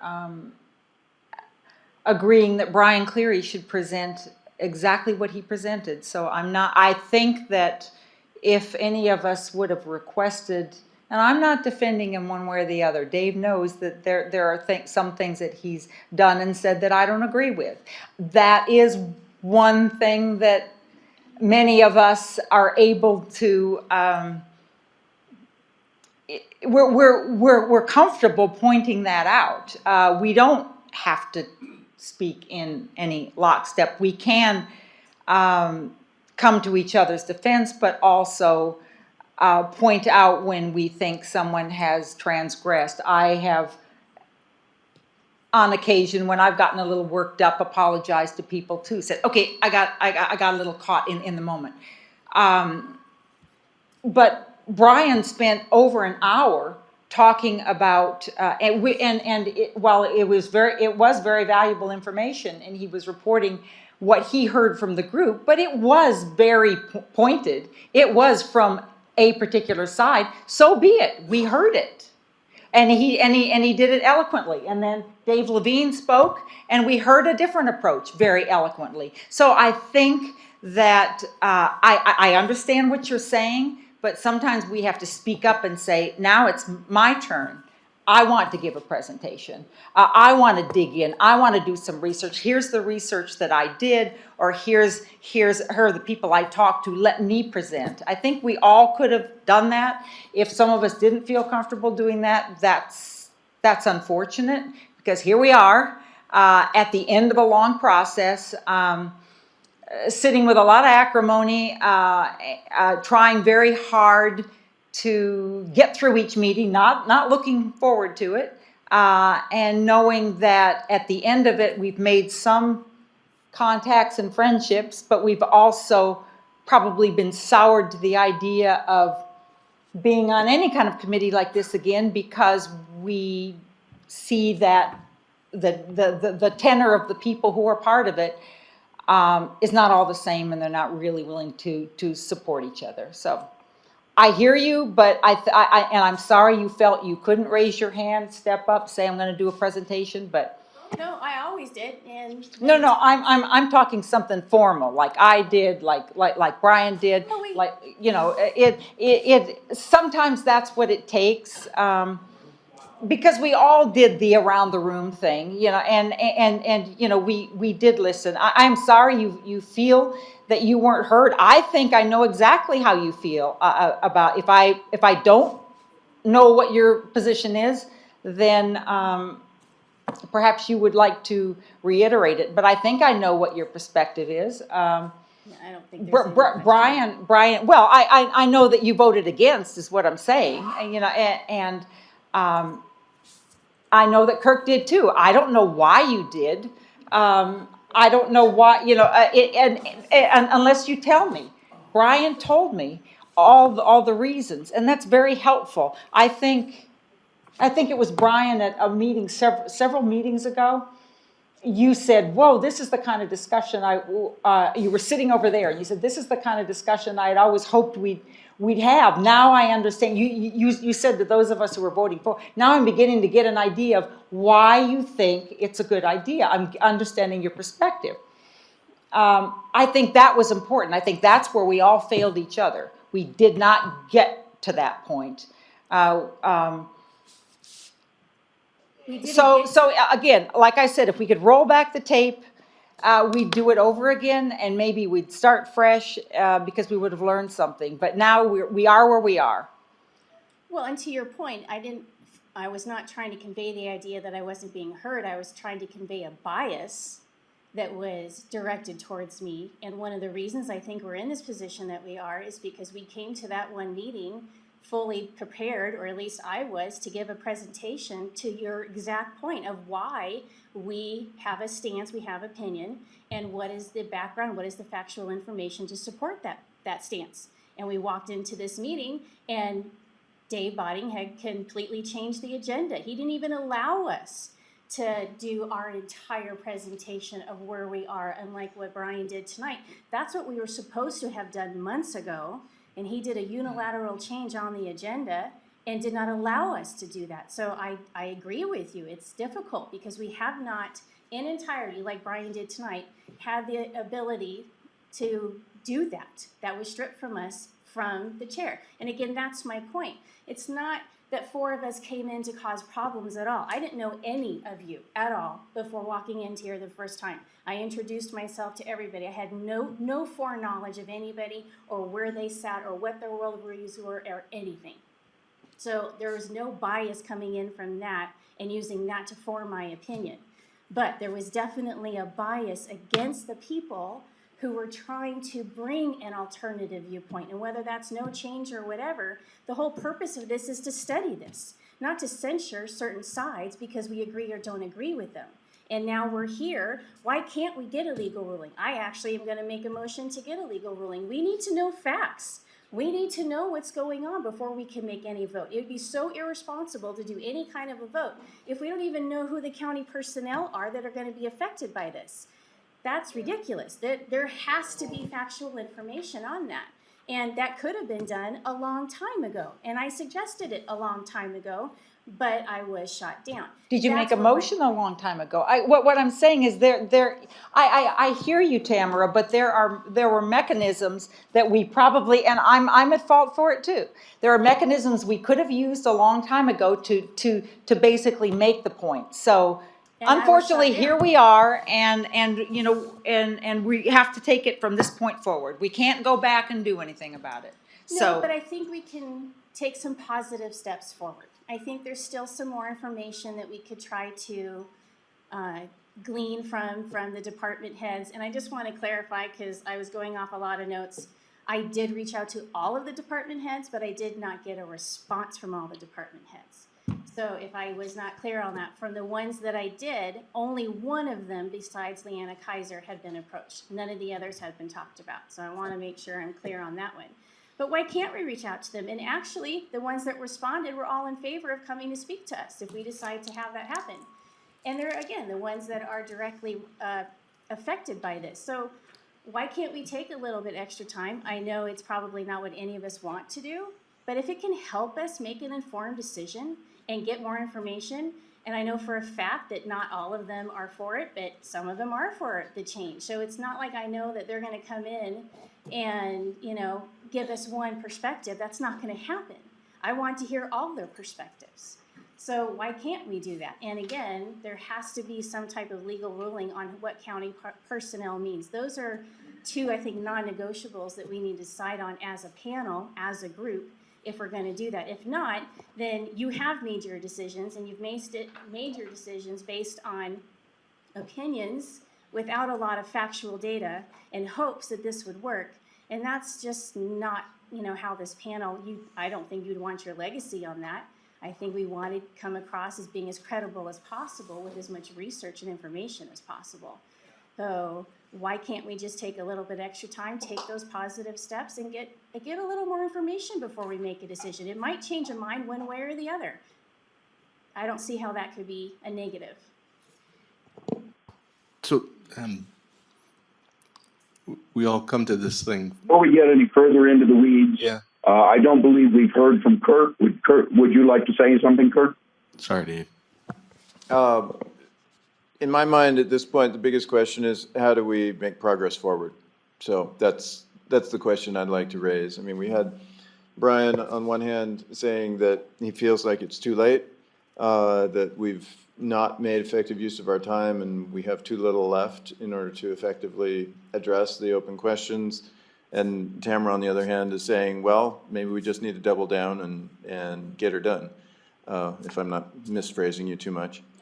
But regardless, and then I actually am quite taken by David's suggestion that perhaps in parallel with whatever further investigative work that we do or further testimony that we seek from other people, maybe getting a writing committee rolling would be an effective way of surfacing other areas that are ambiguous.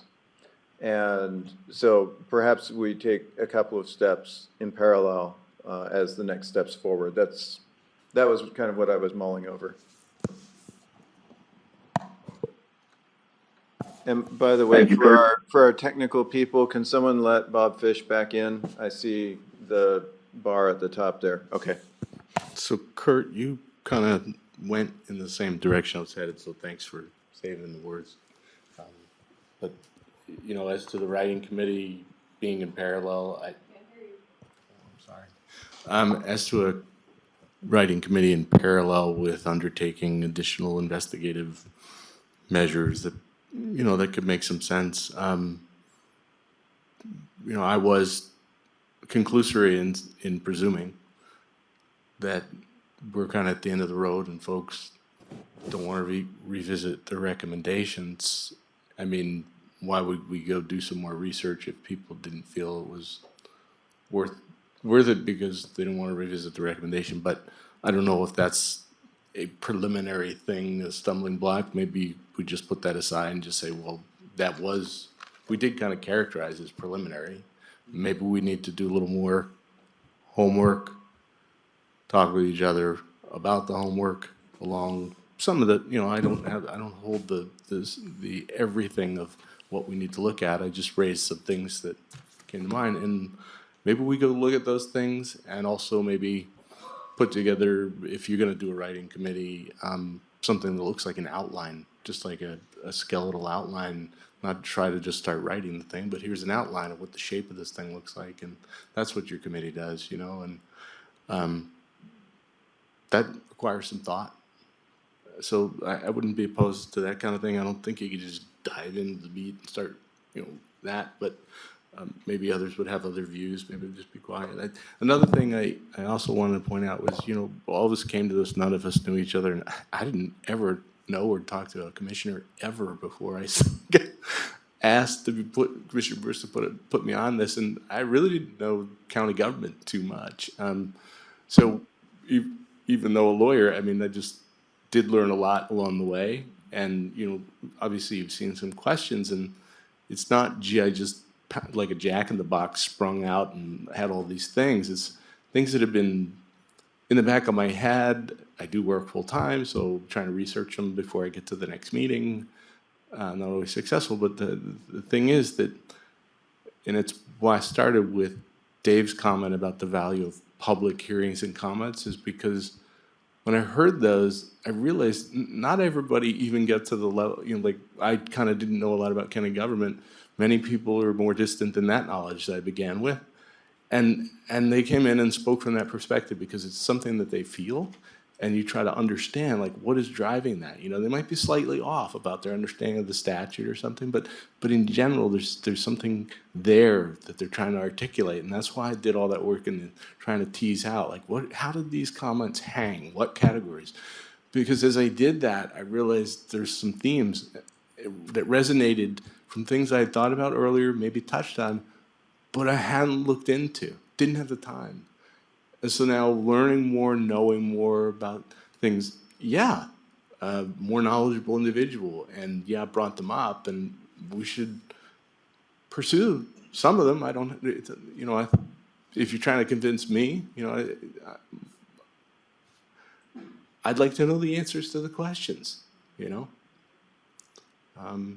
So anyway, you kind of set the course there. I think it wouldn't be altogether bad to have kind of an outline drafting committee appointed. We could revisit if somebody wants to be on it later when they get into the actual full text. But for now, I think an outlining drafting committee might be a good thing to appoint. And then also, it is kind of late, but I did identify some subject matters that we could delve into. Maybe people have others, epiphanies occur along the way. That's cool. And we come back next week, the weekend, with some additional ideas of things we might want to track down. So, I do find it hard to transition from the meeting with the stuff in my head, then by Friday, kind of come back to Dave with get on the ball, get an email out before the agenda shoots out about hey, and by the way, I'd like the county attorney to, believe it or not, 7 days is kind of a quick turnaround before the next meeting. It's less than 7 days before that agenda comes out, and I don't always have enough time to go, hey, and by the way, I want that attorney to ask that attorney that. Can we ask him that? Sometimes it slipped, and things like that. So anyway, let me just shut up. It actually occurred to me that maybe given the statutory structure of the report, where we're supposed to discuss the strengths and weaknesses of the current form as well as the proposed form, that we could potentially even have two writing groups, one that's focused on answering the questions about the current form and one that's focused on answering the questions around the proposed form. I don't know if there's enough people that are interested in participating in such a thing that we could actually get two writing committees going in parallel, but that is another possibility that may allow us to make quicker progress too. It's the one thing, Dave, this is Dave Levine, is at one time, Kurt, I actually thought having two committees may have been a good approach. I'm starting to wonder if that is the best approach, because I made some assumptions when I voted for approval of this recommendation. I made some assumptions. And hearing Tamara or Brian or others, they looked at it and came up potentially with a different assumption. And if we separate into committees, we may not have that ability to hear each other as we're writing a report and find out what we need to get. For example, I assumed from the beginning that the commission manager form would be responsible for the hiring and firing of the people within the BOCC, just like the chief deputies are hiring and firing within their tower. They don't have, they don't have the ability to go to a different tower and fire people there. So, I think getting legal's best advice on that is important. I also did not know, and I assumed, that the county commissioners would not necessarily have to have all of the 17 departments reporting into them. Okay? You read the statute and it says they do have the county employees reporting, but does that mean every department within the BOCC has to report to them? I don't know. And the other thing that we talked about with Brian, remember that we were kind of sort of debating in a way, is about advisory boards. Does this give the commission manager the only ability to go and appoint all of the advisory boards? Now, the sheriff, I believe, has an advisory board that's appointed by the sheriff. The BOCC, I don't believe, appoints that board. So these are some of the assumptions into everybody's view is if you get more data, one or two things are going to happen. You're going to interpret it, evaluate it, and then go and say if that changes your belief system based on the new data. It may or may not. Who knows? But at least going out to the public, all this thing here again is giving the public. One of the people who spoke at the public hearing, who I believe was against the proposal, said our role was to make a case, and I'm paraphrasing, to make a case of why this change should be necessary and let the voters make a decision. And I agreed with that. I agree with that because I think we need to make a case, but the more we could go and try to find out the answers, or at least the impression of what the answer is. The legal department probably will never say the answer is X. They could say their best estimate is the answer is X. But there are other things that we need to understand, just like the county commissioners. I don't really have growth as one of my reasons for having 5 county commissioners. There are other reasons why I believe that was necessary and why I thought it was the right approach. That has to be discussed and explained and let people make a decision. So I still believe maybe getting a group together to try to uncover, and it could be a subcommittee, not even a writing committee, have a group get together and try to come up with the questions we need answered or that we want to bring back to the commission to see if everybody agrees these needs to be answered, and then go and do it. It won't take long. Even if it took a couple of weeks, we could still start the outline, like Brian talked about, of the document, and then let them go on a parallel course to give us some answers. Okay, I'm done. I believe we've heard from everybody except Bob. Would you like to speak, Bob? Just about everything I had in mind has been covered. One of the main points I've always thought about is the fact that throughout the country and even in this county, 5 or more people comprise these kind of operations.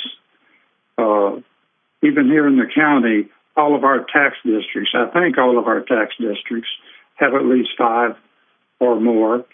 Our committee has 9. There's a lot of reasons why 3 is not adequate. All sorts of things can come up to cause problems when you only have 3 commissioners. One person being sick, control and things of that nature. And the other point, as far as the executive, again, this is something that's been proven as the most effective way to manage operations such as this throughout the country. City councils always have a manager. I shouldn't say always. I'm sure there's some exception. This is not breaking new ground for us to be doing what we're doing. There's a lot of things that we should consider and think up in front that have been covered tonight, and so I'm all for that, particularly the area of some question about whether the executive could go into the other role officials and make changes to their personnel. I doubt that personally as being possible. Thank you. Okay. I tend to agree with you, Bob. I doubt that they can go in because of the independence that the other role officials have had and have shown, but I agree that it would make sense to get a legal opinion on that before we just go forward. However, at this point, is anyone interested in making a motion to change the recommendation? I'm assuming because I'm hearing nothing, there's no response to that. So we go forward with the recommendation, and I appreciate Brian's input. I think he had a number of interesting questions. Dave Levine also. I think we can go forward and work in parallel, finding questions as we go and resolving them. We need to set up a writing commission or committee for that. I was very happy with the writing committee that we had before. I'm sorry that Brian is saying he doesn't want to be involved in that. Is there any chance you're changing your mind, Brian? I don't know, Dave, I have to think.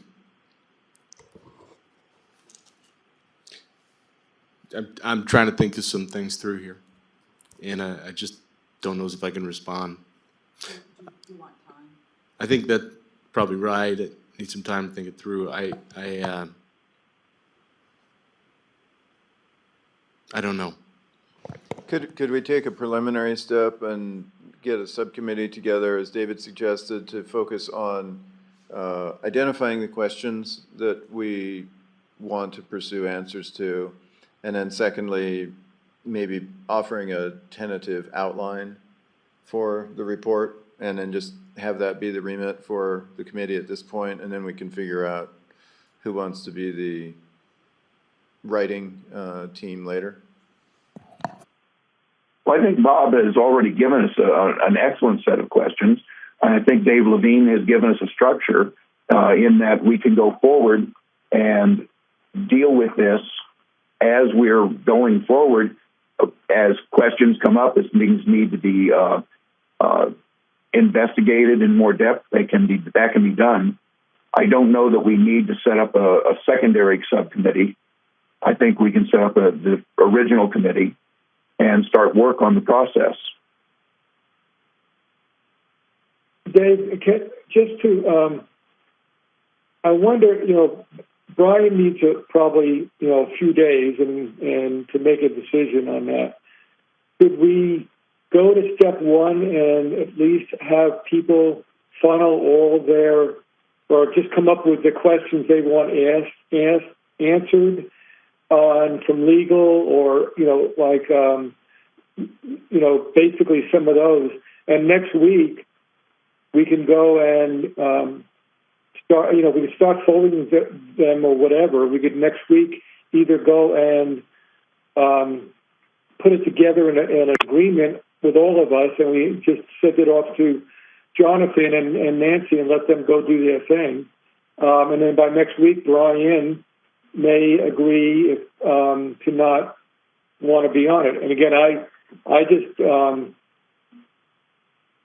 think you're right that the original, or the group that did the original preliminary recommendation, I think you obviously came up with a good solution, a good answer, is well thought out, and analytically Brian and Kristen and you kind of have that ability to go look at it from an analytical point of view. Obviously, we all have input on it over time. It's not your document, it's our document, so we'd all have input on it. But I think the quicker we could start getting questions put together and asked, and we know one of them, you just mentioned it, we can go to legal right now and ask them about what is a county employee on the commission manager form of government when the row officials remain elected. We could ask that question tomorrow, I think. Yes, I agree. Yeah, and we should just go and start that one down because that's a very critical one on that. And there are other questions. I don't necessarily like the question that Tamara brought up here. Again, different assumptions on the budget movement. I assumed that when the budget was being moved from the clerk's office to the commission manager form of government office, it was the actual work that is associated with coordinating and developing and putting together the budget that is approved by the county commissioners. That anything else that goes on in the clerk's job office, whatever else goes on there, that remains there, and they may have to change some of their organizational setup to deal with some of those issues, but all we're moving is the actual coordination function. So, but I think we need to clearly understand that, because my assumption was that's what we were doing. That is my understanding of the statute, that the budget itself is what moves. Yeah. Gathering the data, compiling the budget, presenting the budget. Right. Other things, I'm sorry, Tamara, but AP and AR are not functions of the budget. They are functions of the accounting, the bookkeeping functions, and they do not need to move just because the budget does. Yeah, and I think functionally what I was trying to get to, Dave, that I think we should just ask that question and ask them why is that. Ask legal, does it mean only this? And they're going to probably say whatever they say, that I think it means only this. It doesn't talk about accounts receivable and everything else on that. That function stays in the clerk's position. But that's an assumption I made. If that assumption is a bad assumption, then that data has to be brought out so we all can consider that when we make a decision. But it doesn't make any, again, I assumed it because it makes sense to me. That's the way you normally do a movement of work like that. Yeah. So, go ahead, Dave. I did ask Tamara to have her sources provide us with the information on things that could not be separated from the budget and would not be moving under the budget. I haven't received that back until tonight when she mentions AP and AR. Those are not budget functions, budgetary functions, or bookkeeping functions. That's easy enough to segregate out. If there is something that is embedded in the budget in this system, then somebody's going to have to point that out, and that's not really a legal question. That's an operational question. I agree that we need to get legal questions answered, so let's go with your suggestion, Dave. Prepare for next week, which is the 2nd, I believe, that we will get together and we will have questions to submit to legal. Now, do we need to really meet, or do we need to just present the questions for legal?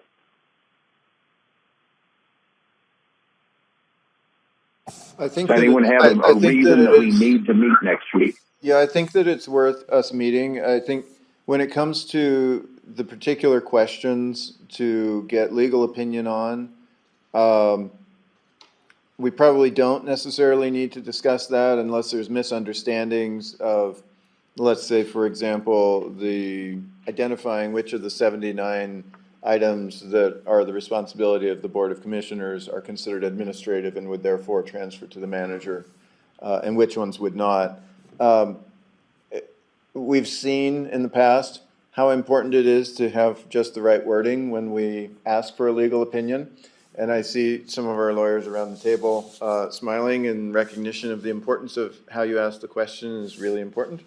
I think that it's worth us spending the time to get the wording right and getting together. But I also think that it's probably worth us trying to collate a list of open questions, not just for legal, but questions that we would want to determine answers for in order to inform our report. Now, we've had Brian raised a number of them. A number of them were highlighted through public comment last week. David pointed out some. Tamara has pointed out some. And other people have pointed out some. I'm not meaning to slight anybody. But I think that for us to meet together and come up with a joint list of those questions that we would like to determine answers to would be worthwhile. Okay. Then let's look at it this way. Let's meet next week.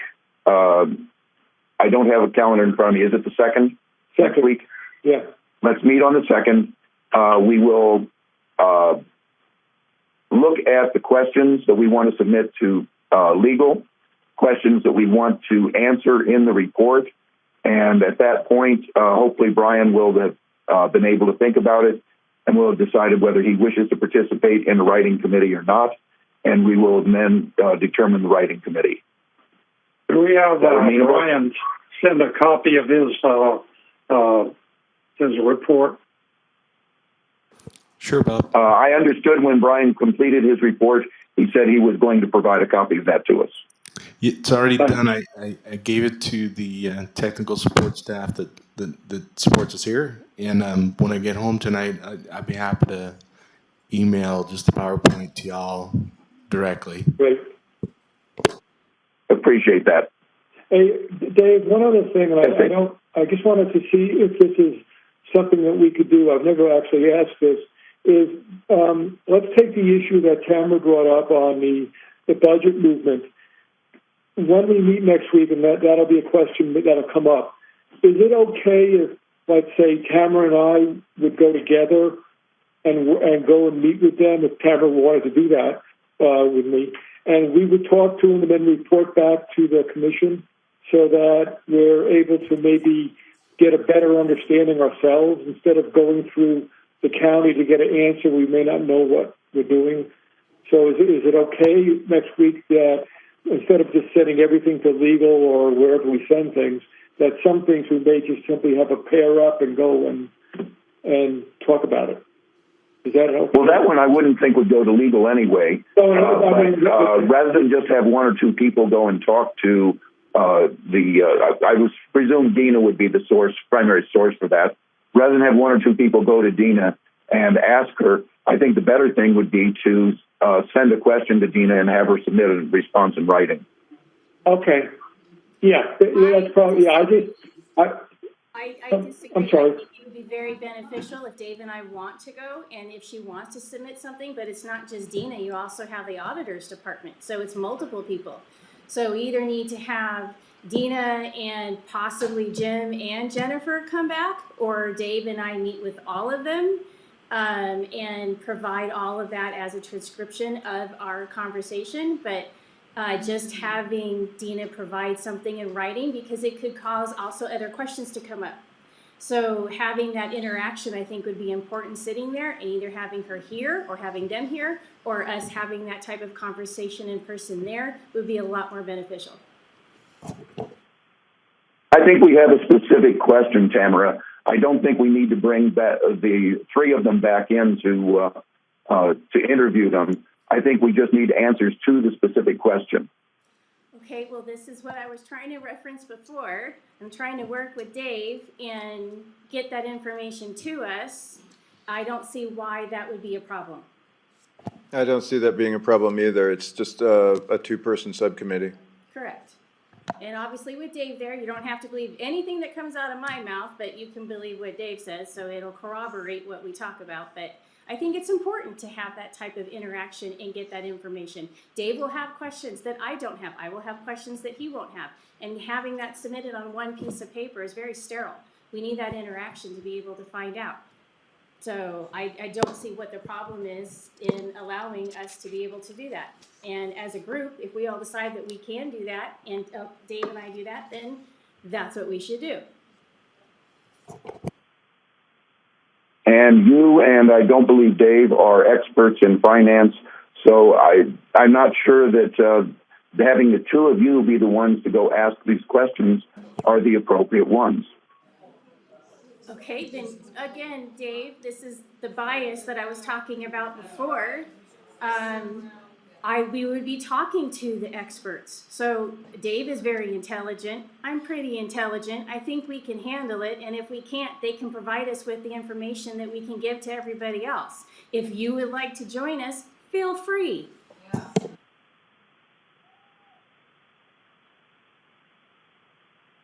Any other comments?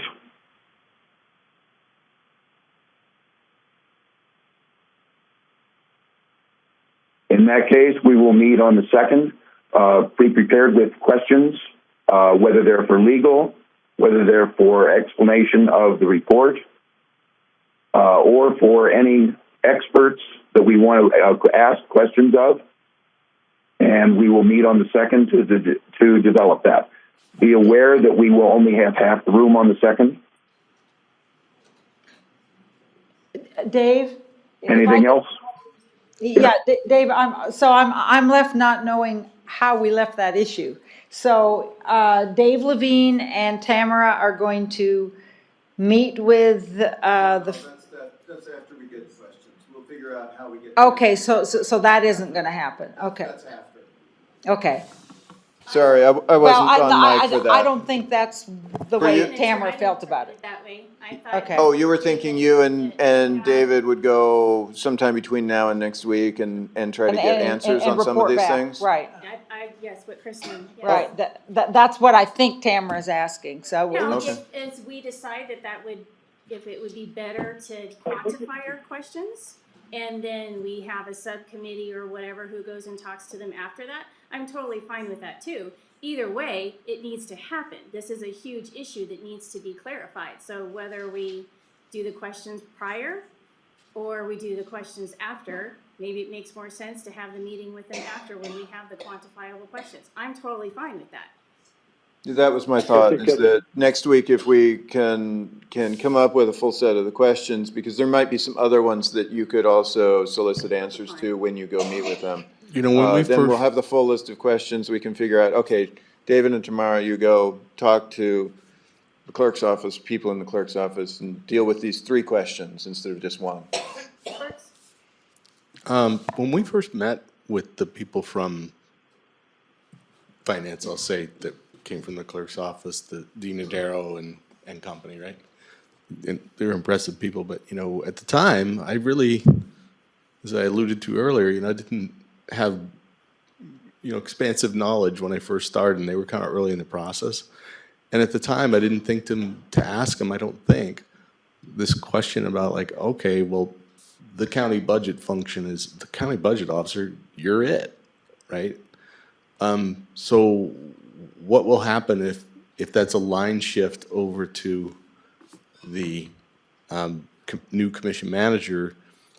Could you explain to us, like, what is the function that you're doing? We can read the statute, obviously, we know what it is. It's largely compiling and ministerially suggesting a budget, but could you tell us some things around that happen, that okay, this line shift, is it simply just a matter of we're redrawing a line on a chart, or is there some subtleties to that we don't understand, that we should understand? Like, what would the implications be? And could you know, they don't have to write us a 50-page report, just kind of report back, like, well, that's a nice question that you asked. You didn't ask it before. Here's kind of what we would think would happen. That would be helpful. And there may be some of these areas, maybe this is an example, where we didn't think to ask the question when we spoke to them before, and the committee as a whole decides next week that maybe it's worth having those people come so that we can talk to them as a whole and explore these additional areas. I mean, that's also an option for pursuing an answer.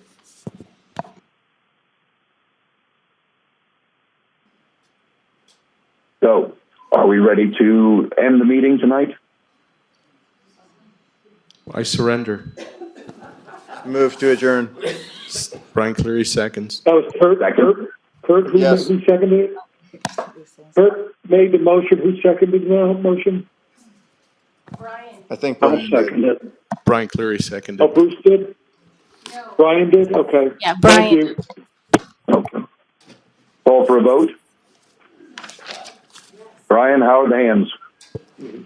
We're hanging high. Everybody's yes. We're out of here. 8:25. This meeting is adjourned. Good night.